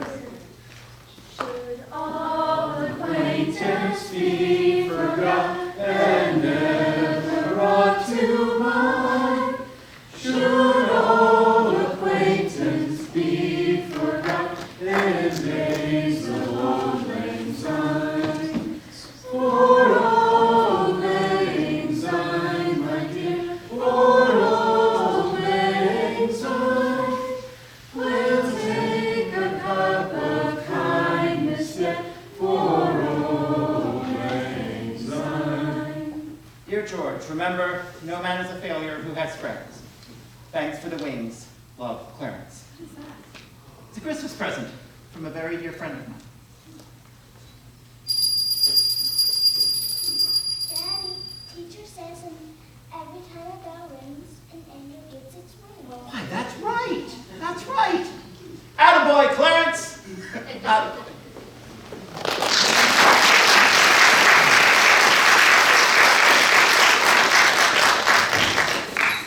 Knock, knock. Not again. Come on, knock, knock. Who's there? Dude shoe. Dude, shoot it. Dude, you wanna build a snowman? Okay, I gotta admit, that one was alright. And who doesn't love snow?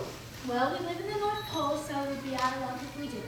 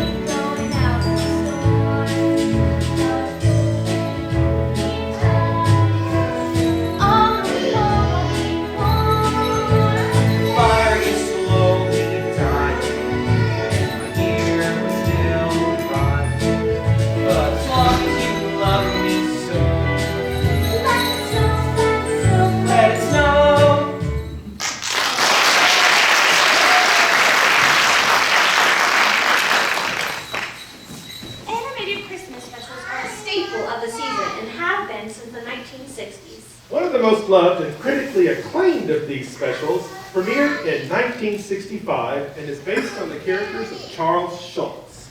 Unique at the time for its absence of songs and its focus on the true meaning of Christmas, A Charlie Brown Christmas is a required viewing still today. It was finally Christmas time, the best time of the year. The houses were strung with tiny colored lights, their windows shining with the warm yellow glow only Christmas could bring.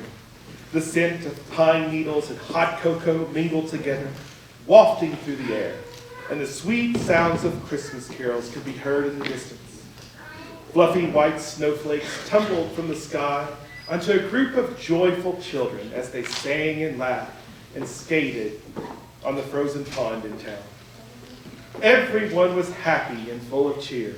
That is, everyone except for Charlie Brown. I think there's something wrong with me. I just don't understand Christmas, I guess. I might be getting presents, sending Christmas cards, and decorating trees and all that, but I'm still not happy. I'm not feeling the way I'm supposed to feel. Charlie Brown, you are the only person I know that can take a wonderful season like Christmas and turn it into a party. Maybe Lucy's right here. Out of all the Charlie Browns in the world, you are the Charlie Brownest. I know I should be happy during Christmas, but I can't seem to manage it. Well, as they say on TV, the mere fact that you realize you need help indicates they are not too far gone.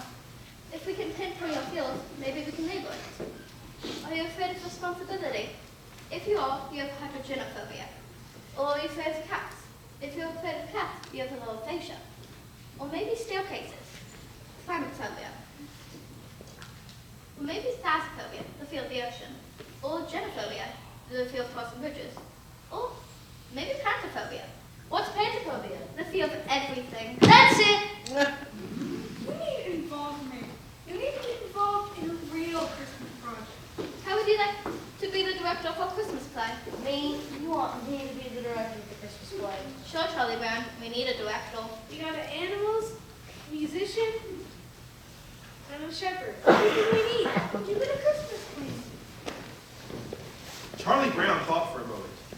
Maybe he did need to get involved with a holiday project in order to feel better about things. Lucy's confidence was almost contagious. Besides, he couldn't let everyone down. They needed him.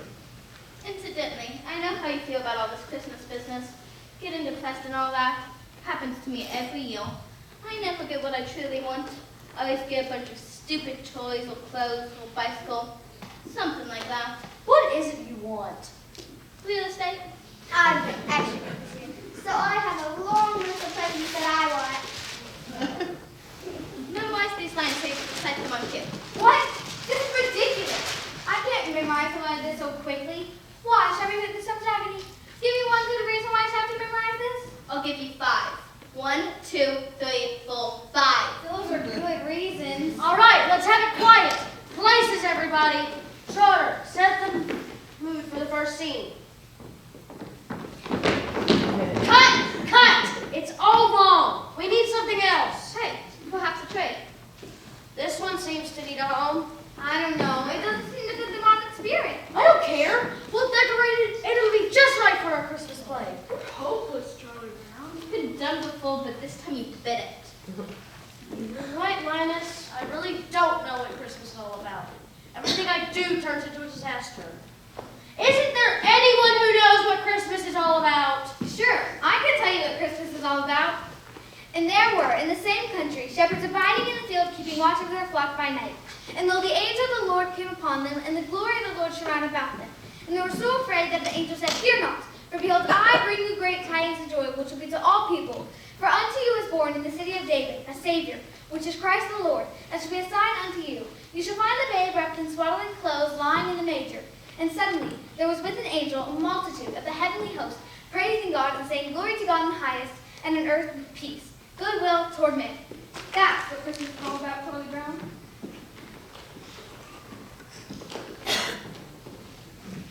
Linus is right. I shouldn't let all this commercialism ruin my Christmas. I never thought it was such a bad little tree. It's not bad at all, really. Maybe it just needs a little love.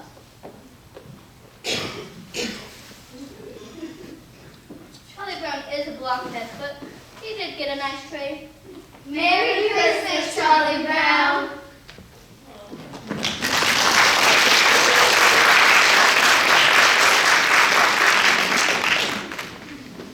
Next to Die Hard out there is probably my favorite Christmas thing. You know, old Linus and the gang, they got me thinking about Christmas and how good we got it around here. And we get to spend time with our friends and our family, and even the ones we don't really care for. My cousin Stevie still owes me $20. See, last year we went in, Granny's been wanting something all her life. We went in, everybody's supposed to pull together. But it was worth it when we saw Granny open up that box as a tear came to her eye. She pulled out that autographed picture of Burt Reynolds. There's that one picture, y'all know that one where he's laying there like this? So excited. So excited. You know, it's great that we get to spend this time with our family. And one of the reasons we get to do that is because of the men and women who have served in our armed forces. So right now, we'd like to ask if there's anybody who is currently serving or has served in the military, if you all would please rise for a second for us.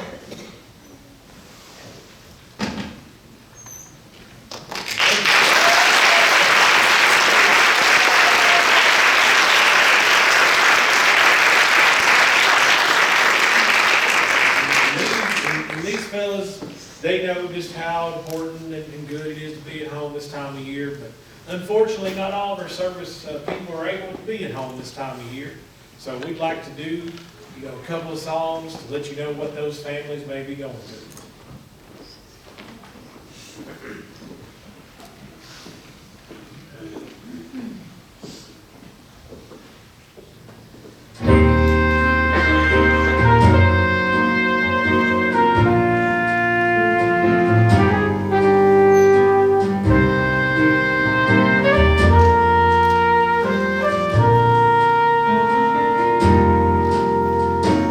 I'll be home.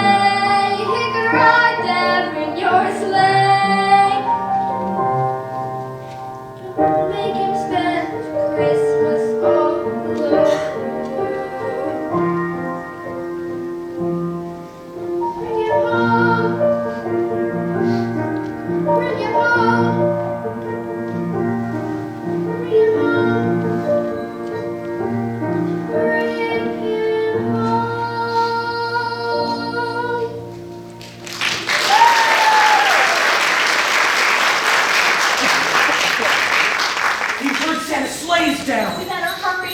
I've heard he's getting help though. That's great. Well, from who? Buddy. Oh. I guess you take any help you can get. Hey, if anyone's gonna save Christmas, it's gotta be Buddy. Come on. That isn't buddy.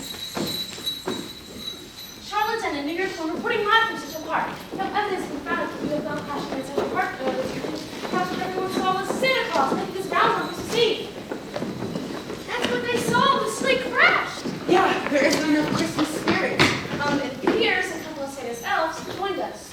Look, we have Santa's iPhone right here. Santa's iPhone? I thought he kept a list.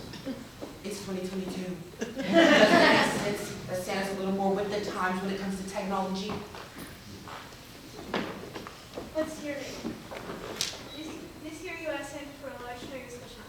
And you. You asked Santa for a skateboard this year. And you. Did you like the ukulele Santa got for you last year? Is this some kind of trick? What's your name? Charlotte Denton, New York 1. Charlotte Denton, right here.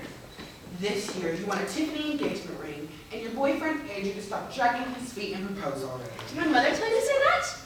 No, it's all right here on Santa's iPhone. Don't be ridiculous. Everyone knows Santa isn't real. Oh my God, I just ruined Christmas. No, you didn't. No one can. Christmas is a lot more than just Santa Claus. It's about the cheer and the spirit of the season. And besides, everybody knows that the best way to spread Christmas cheer is singing loud for all to hear. You better watch out, you better not cry, you better not pout, I'm telling you why. Santa Claus is coming to town. He's making a list and checking your toys, gonna find out who's naughty and nice. Santa Claus is coming to town. He sees you when you're sleeping. He knows when you're awake. He knows if you've been bad or good, so be good for goodness sake. Oh, you better watch out. You better not cry. You better not pout. I'm telling you why. Santa Claus is coming to town.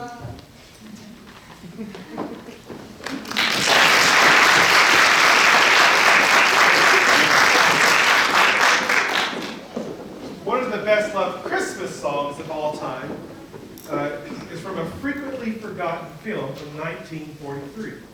Starring Judy Garland, Meet Me in St. Louis featured the debut of the song Have Yourself a Merry Little Christmas. It has gone on to be one of the most recorded Christmas songs of all times, with versions by Frank Sinatra, James Taylor, Garth Brooks, Michael Bublé, and John Legend, among hundreds of others. So we're going to head just a little bit west to St. Louis for this Christmas classic.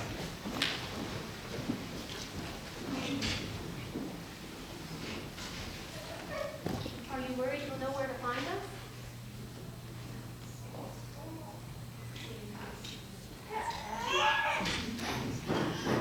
Oh, you can't fool Santa Claus. He can find anybody he wants to find. And you know what else? All your favorite toys you already have and everything you get this year will come with us. You won't have to leave anything behind.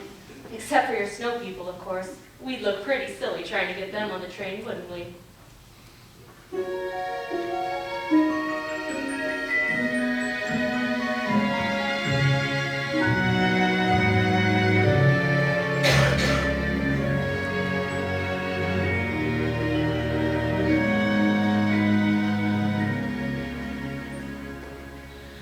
Have yourself a merry little Christmas. Let your heart be light. From now on, all troubles will be out of sight.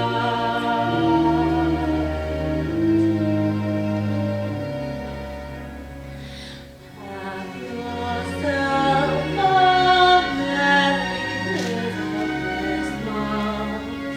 Make the Yuletide gay. From now on, all troubles will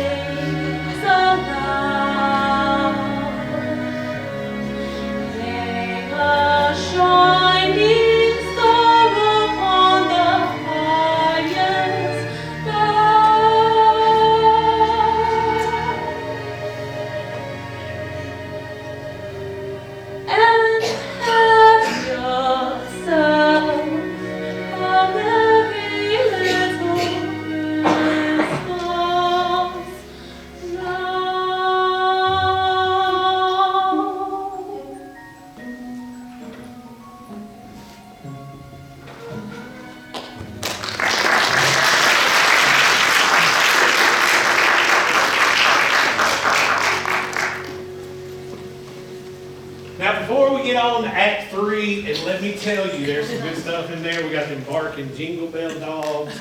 We got we made our homemade Muppets back there. They're in rough shape, but you know, we do what we can.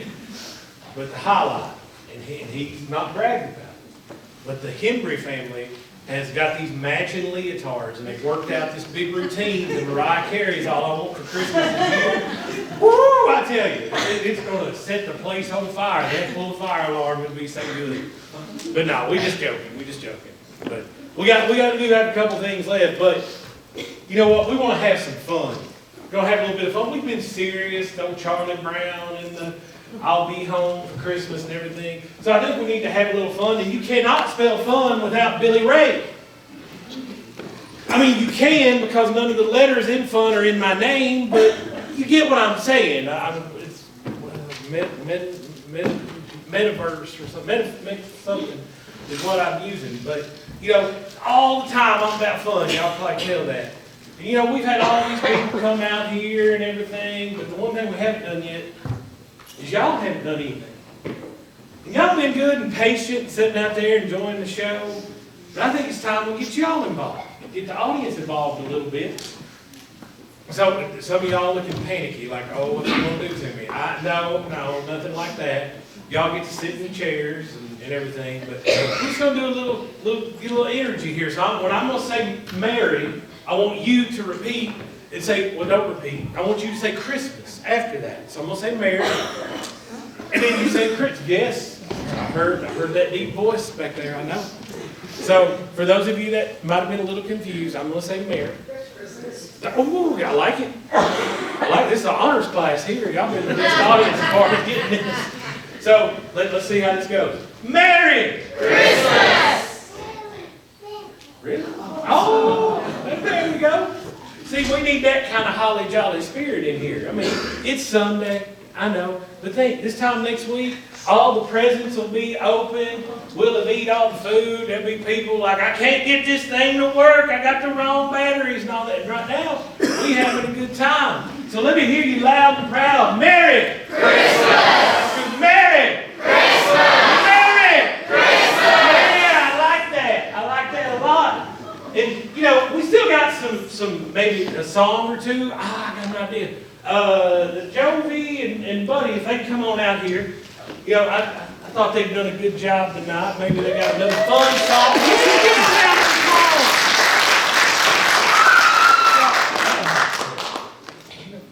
And this guy, you know, we had, well, looks like the coach left, Coach Bevins left, but, you know, we got a big rivalry here at Madison Southern.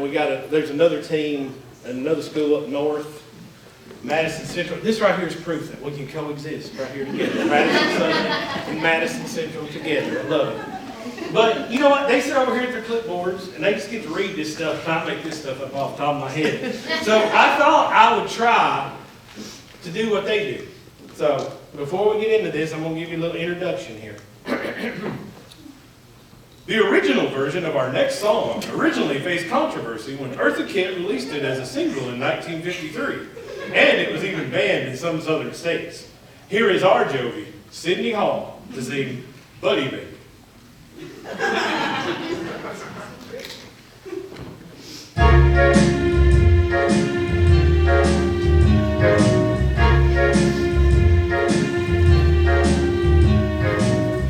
Buddy baby, slip a sable under the tree for me. I've been an awful good girl, buddy baby, so hurry down the chimney tonight. Buddy baby, a 54 convertible to light blue. I'll wait up for you, dear buddy baby, so hurry down the chimney tonight. Think of all the fun I've missed. Think of all the fellas that I haven't kissed. Next year I can be just as good if you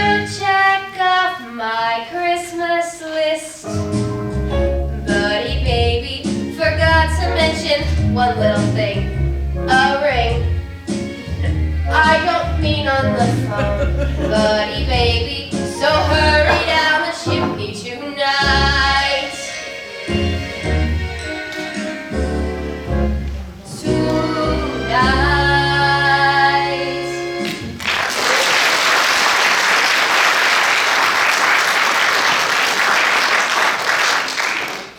As Billy Ray stated, our show is winding down and we only have one big number left. We hope you've enjoyed this journey through holiday pop culture and that we've covered some of your favorites. I think we've checked off the list. We've had movies No, and songs and class no, fantastic. There's definitely something you're forgetting. We're not doing anything from Die Hard 1 or Die Hard 2 or anything with Bruce Willis. I get it. You've made it well known that you do not appreciate the Yuletide joy spread by Bruce Willis killing terrorists. But that's not what I mean. There's one big Christmas star that we're forgetting here. Who could that be? The King, baby! You can't have Christmas without Elvis.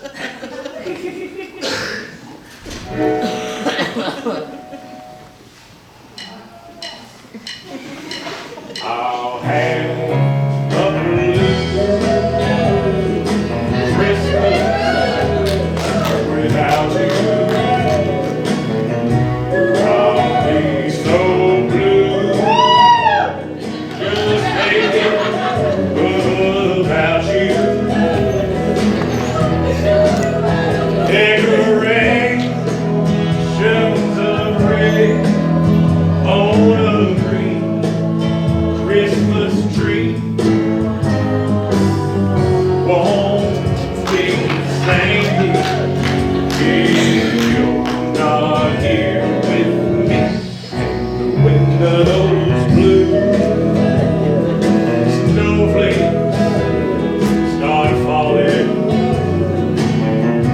That's when those blue memories start a-calling. You'll be doing alright with your Christmas wine, but I'll have a blue Christmas. Thank you. Well, thank you very much.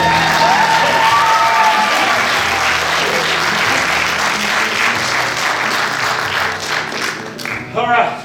That's fun. I tell you, that's fun. We'll take a lot out of the old man right there. Whew. No, I appreciate that, ladies. I appreciate that reaction to you. But we're gonna wrap everything up here now. We're gonna do one of the most famous Christmas songs, if you can believe Chris Bailey, who's right about 25% of the time. We might actually have one of these this weekend. But this was made famous by Bing Crosby, sold 100,000 million copies. Back in 1776, when they were doing the Declaration of Independence, they sat down and wrote this song as well.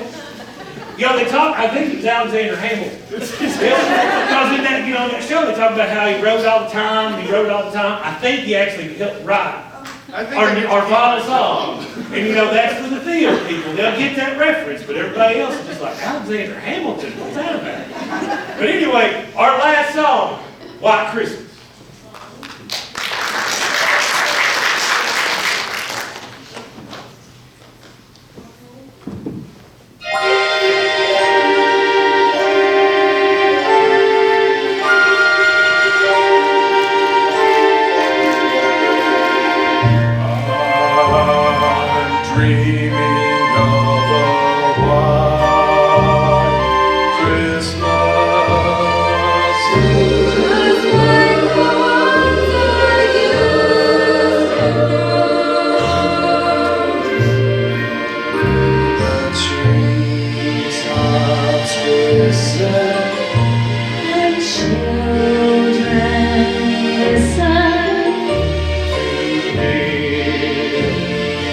Sleep